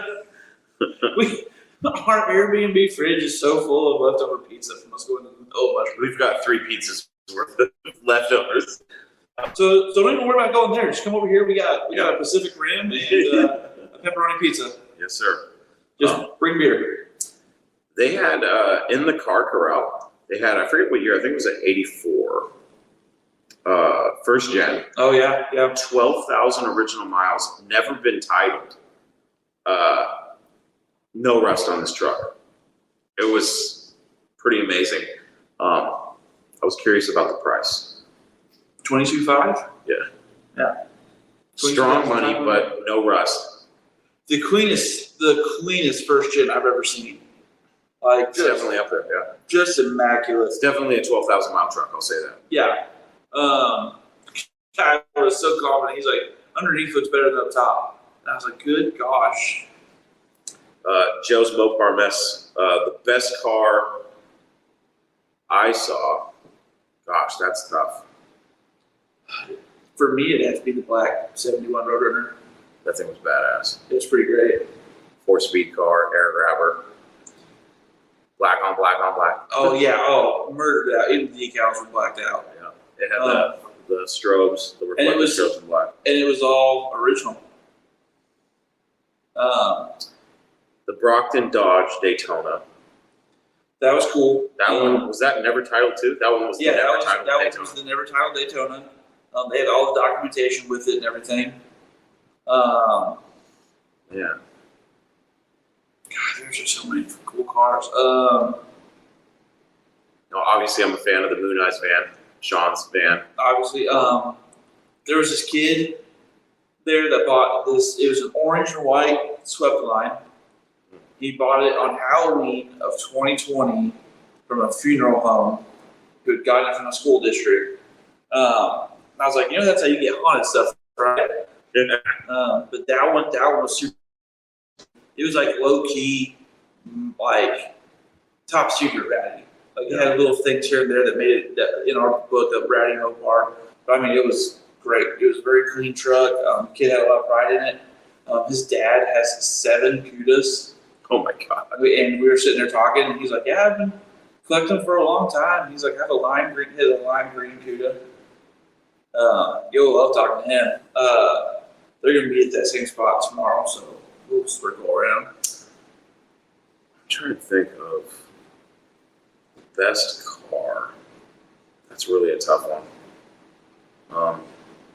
Beautiful. There was quite a few A12s. Man, yeah, that black Roadrunner was up there for me.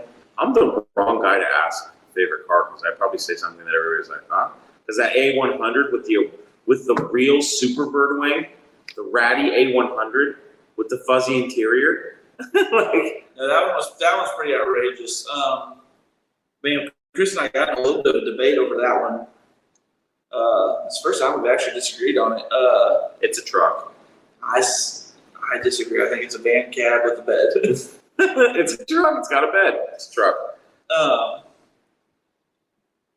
Mainly just because I don't want them to run it against the trucks I like.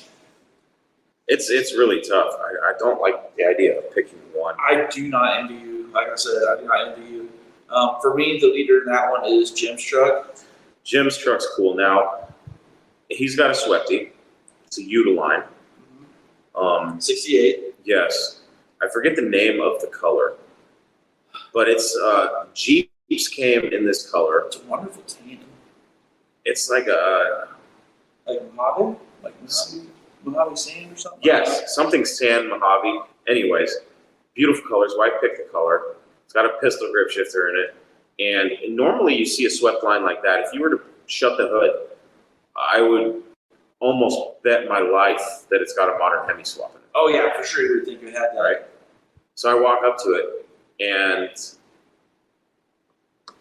Jim is so excited to tell me about this truck. He's got a lot of pride in it. It's a 10-year build. Okay. He started showing me all the little intricate details, like he took the electronic ignition system off the firewall because he wanted it to be cleaned up. But he put it in a location I've never seen anybody put it on a truck. And if you're looking at the engine, put it on the frame rail on the left side. So if you look down in the engine bay and you look to the left on the frame, you can see the electronic ignition, the orange box, everything, the valve resistor. Yeah. Really cool. It's all down there. And I look at the engine, and it's a 440, and he's telling me, because you know why this is 440 special, right? And he told me the story about how he acquired it from a legitimate A12 car. The guy was going to build he had an A12, and he was going to... Numbers matching. Yeah, cut it up to make it a race car. And Jim was like, don't do that. And he ended up getting the 6-pack engine. He took the 6-pack off of it, so now it's just got a 4-barrel on it. But you wouldn't know that it was an original 440 out of a 6-pack car. So super, super cool. I kind of wish it still had the 6-pack on it. That would have made it a little bit cooler, but I asked him why.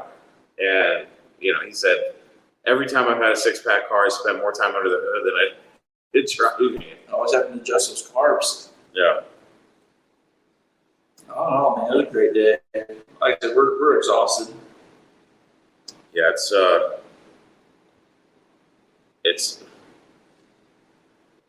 Joe's Mopar mess. Yeah, the triple black Roadrunner. It was badass, dude. Oh, God. There's something about a murdered out 71. Murdered out anything. Like, good God, just murdered out is, like, I know it's an overdone look on some things, but God, it's just a good look. It's always been on black. If you can't figure out a color, black will always look good. Yep. I mean, black's a hobby, not a color, but still, I mean, just the car was just right. The black on black really showed off the curves, really made all the curves and 100%. the body lines stand out. And I mean, it was just a good looking car. And it was just 3 old men sitting there next to it, and they were proud. And the owner of it was proud to be that we stopped to talk to him about it. So I mean, also the curse of a black car, it will tend to blend into a crowd of the high impact Mopar colors. And we just had to be Roadrunner guys, and it caught our attention. Lots of 73 and 74 Roadrunners there this year that were clean. They had one that was like what the dumpster fire would look like off the showroom floor, with the exception of the interior was white. But it made me miss the dumpster fire for about 3 seconds.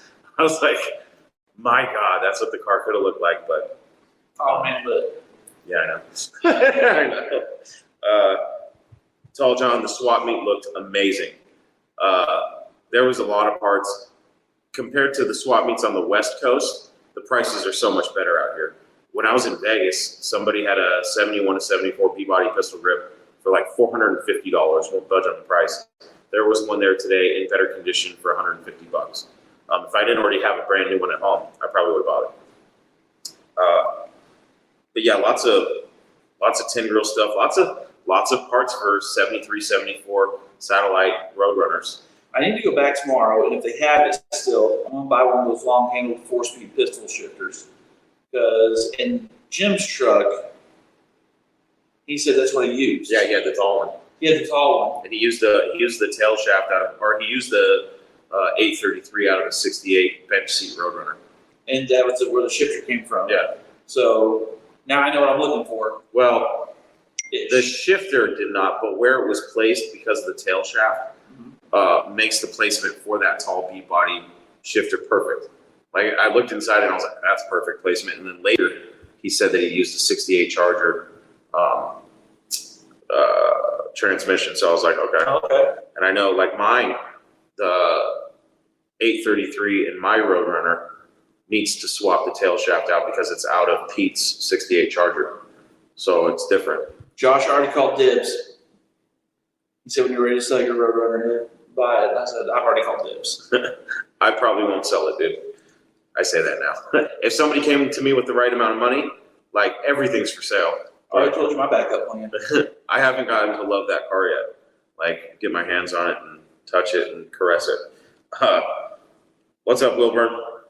Dean, this is the 3rd Grand Slam of Lives. Thank you.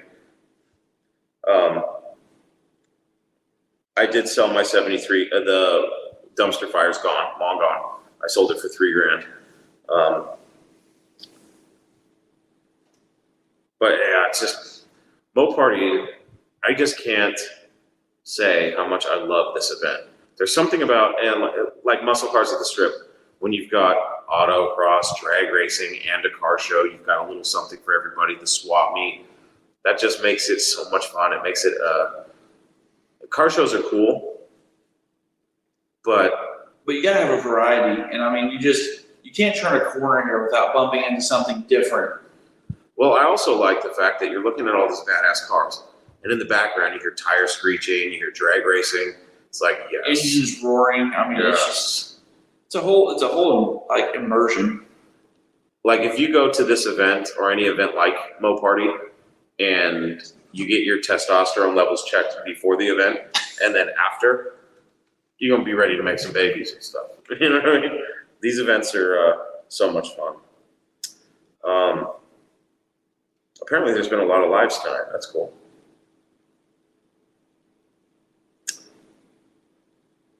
Triple green cars, nothing better. You know what? I do enjoy when like all the colors match. Like I don't care what the color is. I mean, you can have a white car, white interior, everything, and I dig it. Triple green, the color combination that so many people hated for so long, and that's become popular now. Like F8 green, people hated that color, and then now it's like offered on modern Mopars. There was a guy with a F8 green Durango. Yeah, an F8 green Durango towing an F8 green modern Challenger to the track. I thought that was pretty cool. But yeah, just I still can't get over that ratty little red, dude. I wish I could make that happen. Man, I want a ratty little. That would be a truck. Like if somebody had come to me with a ratty little red Express to trade for the Mr. Norm truck, I probably would have did it. That's how much I want a little red. see, I want a Midnight Express just to be different. I would love to have one. Good luck finding one. You have to build a clone. You have to build one. Yeah. Have I ever seen one in real life? I'm not sure if I've seen one in real life. There was one here last year, and I have not seen it this year yet. That might be where I've seen one. Because it was here last year, and it had like a ungodly big block in it. Mm-hmm. Yeah, I'm just I'm beat. It's midnight here, so there's almost 1 a.m. we're gonna hit the hay and hit it hard tomorrow. Get a lot of content, have a good time, and then Saturday night, time went on. If you see us in the morning, just kind of let us be. We're gonna try to crunch and get it done.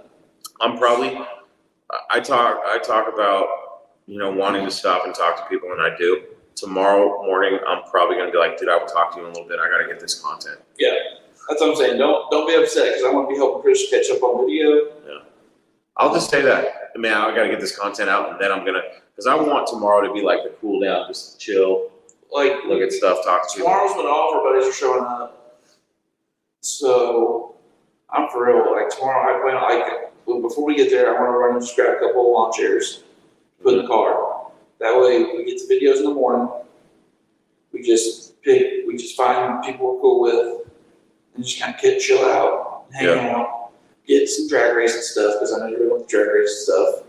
And then the stuff in the evening, get that stuff, and then yeah, wherever the party's at, that's where we're gonna be at before we cannonball out of here at 5 in the morning. Yeah, we're gonna have to, and we're going a different way. We're going to Nashville. Yeah, we're gonna go through Nashville. We were joking about stopping at Graceland. I don't think we will. Depends on time. I guess if we get to Nashville and we look at where we're at on the clock, because I don't have to fly out until the evening. But the problem is it's such a long drive. It's such a long drive, and like anything could delay us. That's true. So yeah, MoParty, Bowling Green, Kentucky, every year. It's at Beach Bend Raceway Park. Awesome facility. Really, what a beautiful drive into the track. Like, oh yeah, you're straight in farm or like country. Oh no, it's straight idyllic Kentucky. Yeah, 100%. It's like when you hear Kentucky, it's honestly where I imagine Kentucky's like. Yeah. If you took a picture of that and said, "Guess where this is?" I'd be like, "That's Kentucky." Yeah, I mean, I wouldn't guess anywhere else, but just be like, look at Kentucky. Yeah. Very fun city. I like Bowling Green. Lots of college kids walking around. I mean, I know the college is right there. I just like, don't you guys know there's something better? What was with them walking in like pairs? And they were like all uniform walking. I don't understand what they were doing. Safety numbers? I don't think it was crazy. There was like gangs of like well-groomed. Yeah, I mean, they were literally kids. walking in lines of 2 by 2. Very non-threatening. Very non-threatening. Oh, for sure, very non-threatening. Did you see that cop roll by? Twice. I think he just wanted to see Keaton's car again. Probably, but yeah, I mean, I was like, that was the same cop. Yeah. for sure. Carlisle is definitely a show that I got to check out. Everybody tells me I need to at least go once, so I'll have to check out Carlisle. But I mean, it's got and the Mopar Nats. Got to check out the Mopar Nats. So many car shows, but and events. I don't know. MoParty's just become a favorite of mine. Then again, I haven't been to too many of the other ones, so hopefully we'll see what happens. This is the event where most of us get together. Just didn't work out this year for a few of us. So for me, yeah, I look forward to it all year long because this is where I get to see everybody. Yeah, 100%. It does seem like Carlisle's been put on this pedestal now. Aside from Carlisle, there's the Muscle Car and Corvette Nationals that I hear is like the pinnacle of muscle cars. The problem with that is, like I said, I discriminate and I just want to see Mopars. I'm an equal opportunity car guy. If I think it's cool, I'll enjoy it. I mean, don't get me wrong. I'll go to a regular car show and think that, stuff's cool, but I'm always going to obviously gravitate towards the Mopars. But for me, it's tough coming to these events because I don't have my own vehicles here. And that really hurts my heart because I want to participate so bad because it's such a cool event. You know what I mean? So hopefully sometime I'll be able to get the Roadrunner out here. That would be a hell of a road trip in that car. I don't know if I want to road trip that thing. I'd meet you somewhere. After seeing Chris Maddox, thank you for letting us rent your Challenger. There's so many bugs on that car. Bro, I'm not lying. There's some bugs on Paint that car. protection film, probably your best friend. Yeah, you guys got a lot of bugs here in the South. Well, yeah. While we were driving out here, I was looking down at my phone, and it sounded like a rock hit the windshield, and I looked up, and there was just guts everywhere. Oh, man. Yeah, the roadways definitely depressed Chris for all the murder. Yeah, lots of dead animals, and not like just a little like dead possum or raccoon or something. This was like murder scenes all over the highways. It was pretty crazy. Have definitely not seen that much death on a road. No, it's pretty outrageous. There was one that took up all 2 lanes. It was like from one end to the other and about 3 feet wide of just blood. I was like, God. Yeah. Logan asked, "What up, guys? What's your favorite cars right now?" That's what we've been discussing, and we're kind of a hard time narrowing it down. Like I said, for me, it's still the triple black 71 Roadrunner. As far as cars go, God, it's so hard for me. I really like the Brockton Dodge Daytona. I love that shitbox Little Red Express project in the swap meet for $3,000. I like the A100 with the Superbird wing. I like Jim's swept line. I liked the first gen with the custom slots. oh yeah, That fucking thing is nasty. God, that thing's cool. I got to take a closer look at that one tomorrow. Get some more information from the owner. there's just a lot of cool stuff. It's super hard to narrow it down. Like I said, I don't say that 71 Roadrunner lightly. So man, there was stuff. I was trying to count it up. I think I took over 1,000 pictures today. Yeah, if someone legitimately asked me what my favorite Mopar was, I'd probably say all of them, just because there was that. So I didn't give enough credit to the newer Ram van that was there, that was for sale for $17,000. That was like a Mopar Performance Parts tribute van. That thing was awesome, and if I had $17,000, it would make a great Taji van. Slam that shit to the ground, that'd be sweet. Johnny Mopar, what's up, dude? We talked about you today. We were talking, this kid comes up to me, and he had submitted, shout out to everybody that watches these lives and told me about that and that listened to the show. Thank you, appreciate you. Talked to this one kid who had submitted his story, and he brought you up, Johnny. He's like, who's the guy that gets the cheap Chargers? I was like, oh, that's Johnny Mopar for sure. Oh yeah, I want that boy doing. He goes, guys, the cheap cars, and I was like, oh, look about Johnny. Yeah, I was like, yeah, you and I, buddy, we're never gonna get them for $250. Yeah, they were burning for sure. But the kid was super jealous, Johnny. I was like, you want his address? I'll tell you where he lives. You can go grab one of those things. He won't even know one's missing. He's got so fucking many of them. Considering last year we were talking, we kind of like, we're giving him a little bit of a hard time. So what's he do? He steps out back and starts going, we're talking about that one over there? That one? What about those wagons over there? I was like, God dang it, Johnny. Yeah. I don't even want to talk about the tool who hit the side. I'll leave that out. The what now? In front of the Mopar, or in front of the Holley tag. We won't talk about that. Yeah, we don't even talk about it. Just folks, if you think you're not supposed to park somewhere, and somebody that's been there all day is already telling you don't park, you're not supposed to park there, and you've already ran over a sign. He didn't run over it, but he parked, and the dude. No, he hit it. He hit it. Did he hit it? Yeah, he smacked it. So if all of that happens, chances are you're not supposed to be there, and you need to move your car instead of being a pompous ass and being like, well, so-and-so said I could. Yeah. Guess what? So-and-so's done, and so are you.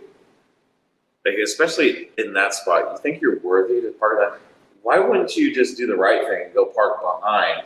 There was way more worthy vehicles to park in that spot. No, like, you don't need to set a shop right in front of the Holley booth. Yeah, what a dick. Running What over, a dick. Running over one of their signs, Yeah. and then trying to sell merchandise. And then acting like, and like, not a media vest inside, not anything like we're supposed to have inside. And just, I'm you gotta do what I want. Okay. Yeah.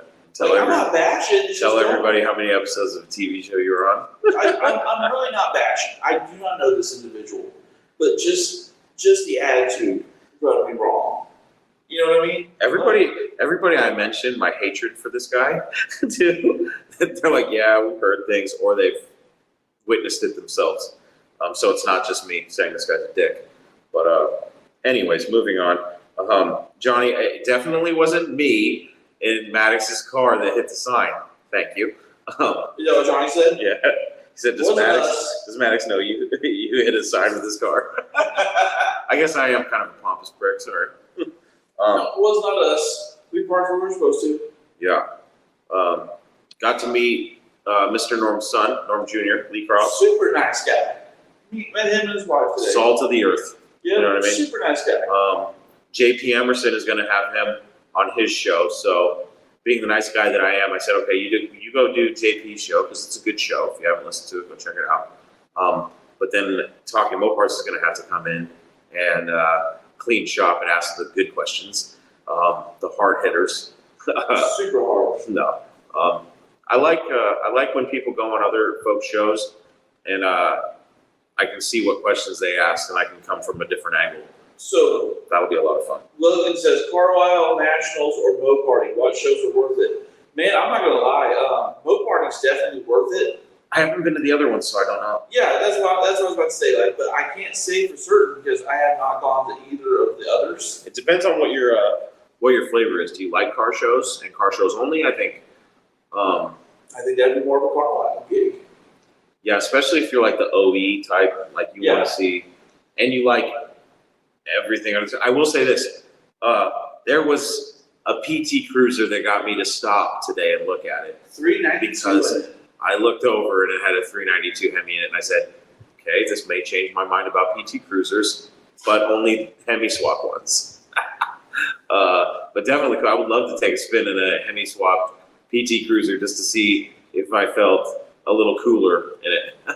They're just not for me. I'm sure that thing shits it gets because those things are front wheel drive, so we had to convert it to rear wheel drive. Yeah, that's true. There's a lot of shit involved in that.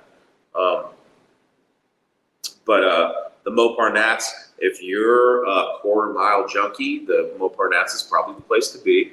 If you like it all, want a little bit of everything, I think MoParty, especially with their off-road experience now, those TRXs were getting after it. And on the last lap, that dude hit the jump, and he landed hard, and he was squeaking. I don't know what he broke, but it was definitely going hard with those TRXs, man. I love those. Oh, trucks. man. They're nasty. I thought they broke one of them, but it ended up just being some debris in a brake rotor. Johnny He jumps and everything. What Johnny say now? Johnny said, I feel like Matt is talking code. Are you talking code? How am I talking code? I don't know. Code for what, Johnny? That's funny. But yeah.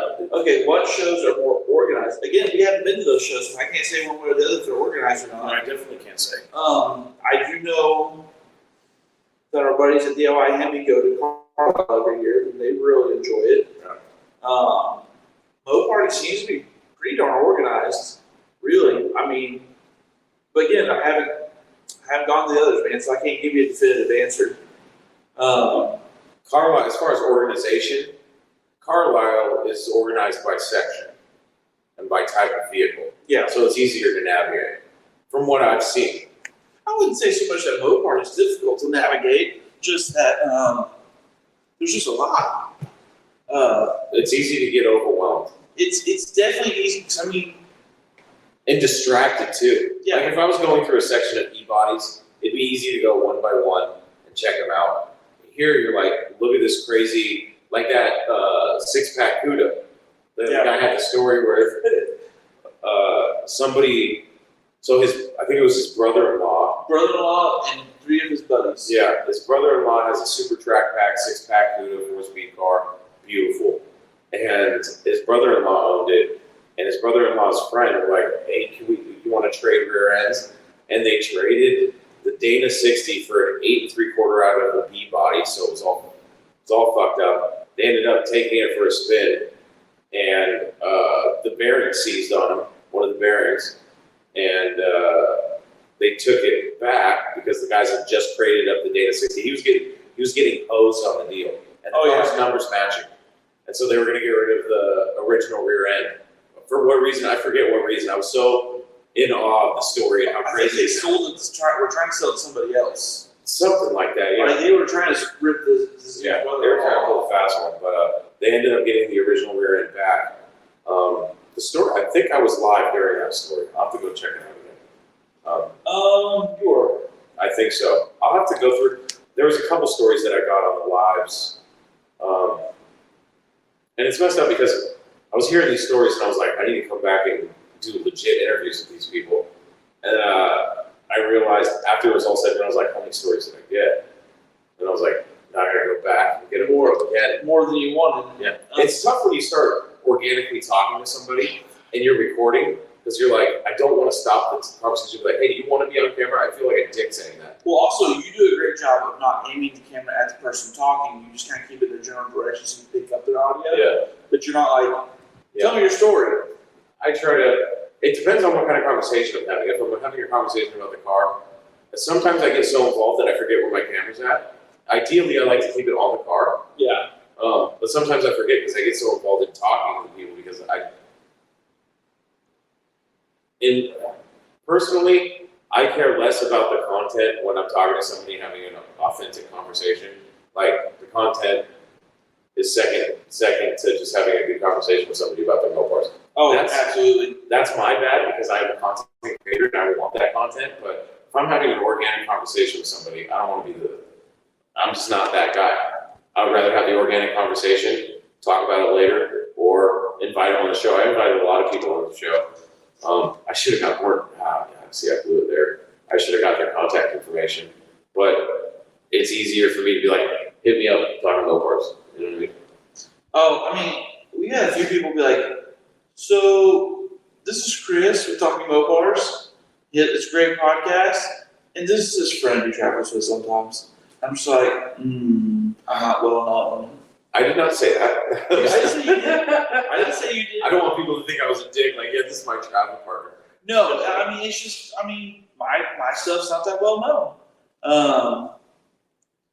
You got to get back to the podcast. I do got to get back to the podcast. But I mean, yeah, it was a good time. Yeah. It's definitely, I have to be honest here. It is nice when people come up to me and go, "Oh, you're the guy from the podcast," or "Hey, you're Chris." They're like, "Yes, I am." Like, I sure am. Thank you for noticing. it makes me feel good that the show's actually getting out there, because when I actually get to meet people that listen, because at first when they say something to me, I'm like, "Do I know you off social media or something like that?" And they're like, "No, I just listen to the show." Yeah. Like the plumber. Shout out to the plumber. Say, listens to me yes. while he's under houses. Or he listens to podcasts when he's under houses. And I don't think he knew about the show when we talked about it. But we talked about your show, we talked about my show. Yeah. He's like, "Great, I love listening to stuff out of the house." And I'm like, I wouldn't go under there.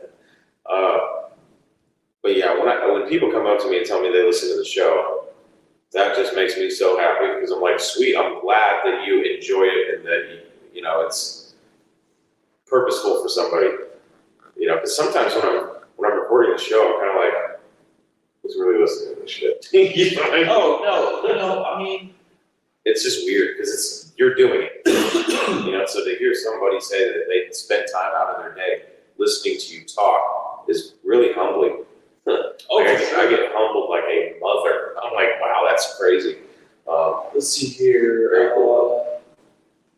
Are we able to join the live stream or not? Yeah, I think we're just kind of doing a recap tonight. Who's asking? Logan.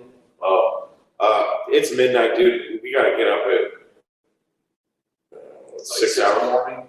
Yeah, It's like 5 5 6 hours. So I'm literally sitting here falling asleep, and miraculously, I'm still picking up what Chris is putting down and answering. It's just been a day. Mr. Fiddler, I do not have a 73 Roadrunner anymore. I have a 72 Roadrunner now. Upgraded it. 344 speed car. The 73 Roadrunner got sold. It is gone, and it's never coming back.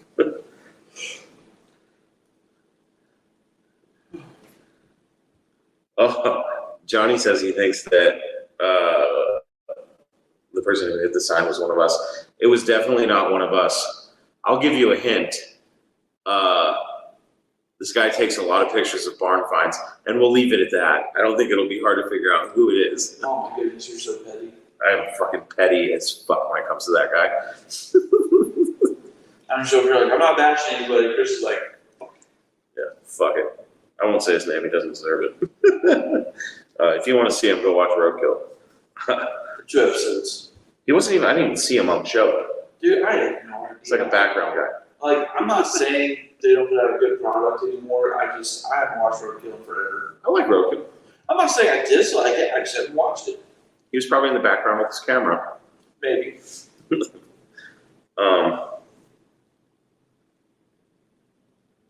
A tour, yes, I have some videos of the 72. You can find them on Facebook. I also have a lot of pictures of it. But more videos going to come as soon as I get the car to my house. There's going to be some documentation and stuff. But yeah, I'm beat, dude. I think we should call it a night. Yeah. I was looking over at that Gatorade and I was like, I really want a Gatorade right now. I highly recommend it. It helped my legs feel a little bit better. Perfect. All right, guys. Thank you for joining us. We're going to do another one of these tomorrow night, and depending on how we're feeling, we may do a paranormal show too. I don't know. But we're going to hit the sack, and if you're not doing anything tomorrow, tune in. And, we're going to be live again from MoParty. So if you're not able to make it to Bowling Green, definitely check out the videos. If you want a couple glimpses of what we got today, you can find it on Talking Mopars. And I think Matt posted a couple pictures. I did post a few pictures to give you guys a sample of what I got. He's got over 1,000 pictures. He's got to go through. I have 1,000 pictures to go through just from this morning and this afternoon. So I'm going to help Chris tomorrow get caught up on videos, and then I'll just be snapping pictures throughout the day.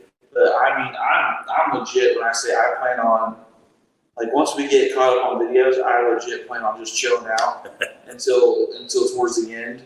I have no problem. What I really want, we came and we started to get our content. What I really want is to meet up with some folks and just have a good time at this point. Like, just really make the trip worth it. Like, you can get all the content you want. I really feel like if you don't make some personal connections while you're at stuff like this, and you're doing what we're doing with it, the trip was not truly worth it. But I'm also that kind of guy. I like to meet new people. I like to talk to people. It was fantastic meeting up with Brianna and Keaton tonight. Good time. It was a great time.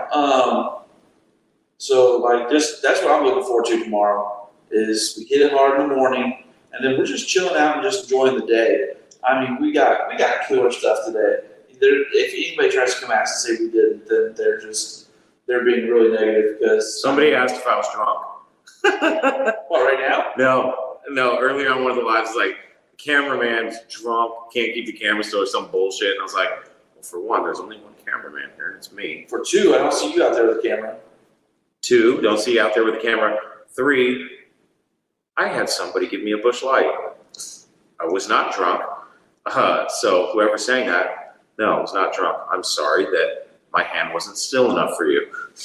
I mean, also, when you're walking on uneven ground, and you're trying to look into a viewfinder, yeah, while getting it's a lot harder than it looks. It's hard out here being a content creator. Yeah, asshole, shit. I'm doing my best out here. Logan, good luck at the race, man. He says he's racing tomorrow, Sunday. Hell yeah. Not here, but somewhere. Man, I'd love for you to bring your duster. Dusters and swept lines are my personal favorites because I own one of each. So yeah, good luck with that one, man. 100%. All right, guys, that's it. We'll see you tomorrow. No Mopar left behind. Bye, guys.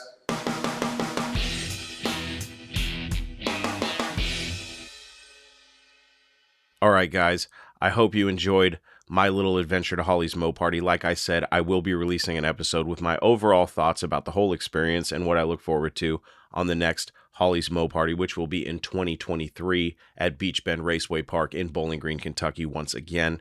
So much fun. Shout out to all the people that I got to meet for the first time at Holley's MoParty, and shout out to all my friends that I got to see once again. It was a lot of fun. Man, what an awesome event. I'm already looking forward to the next one. Thank you for tuning into this episode. There you have it, my friends. Another episode of Talking Mopars is in the books. For everything you need to know about this show, you know where to go, talkingmopars.com. And you can reach me by emailing Chris at talkingmopars.com or by leaving me a voicemail on my voicemail box at 209-28-MOPAR, and you just might get to hear yourself on the show. So keep sharing your Mopar stories with me and everything else that is on your Mopar addicted mind. Special thanks to my friends over at Car Tech Books. If you are looking to level up your knowledge on cars, head on over to cartechbooks.com. I am a huge ambassador of automotive literature, and Car Tech Books has so many titles to choose from that there is definitely something for everyone, no matter what types of cars or trucks you are into. The books are all fantastic reads, and you'll probably even learn a thing or two as well. So go check out cartechbooks.com and see what they have to offer. Another special thanks to my friends over at DIYHemi.com. If you've been considering swapping a modern Gen 3 Hemi into your classic Mopar, then give my friends over at DIY Hemi a shout and tell them that I sent you. They've supported me from the beginning of this show, and I also support them in their mission to Hemi swap the world. Also, don't forget how important it is to keep your Mopar protected from the elements. If you need protection for your Mopar, don't wait. Head on over to TalkingMopars.com, click on the Affiliates tab, and go get your Mopar covered today. Before we shut this podcast down, if you want some Talking Mopars merchandise like t-shirts, hoodies, stickers, and cool swag like that, check out the merch shop on TalkingMopars.com. And for exclusive bonus episodes and videos only for my supporters, become a Facebook supporter today and get immediate access to those benefits. That's it, my friends. Until we talk again, I am your host, Chris Albrecht, and that was Talking Mopars.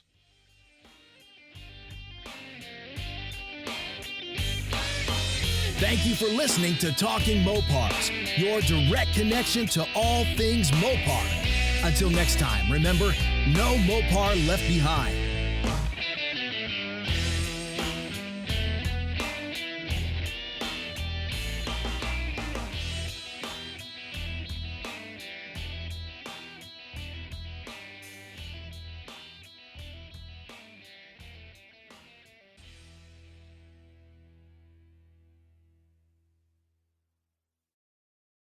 It's not just business, it's personal. And Signature Theater's new musical, No Place to Go. When dedicated employee George discovers his company is relocating to Mars, he must decide whether to go and uproot his family's life or embark on an unknown venture. Featuring DC star Bobby Smith, No Place to Go is an irreverent and humorous musical with an enterprising twist.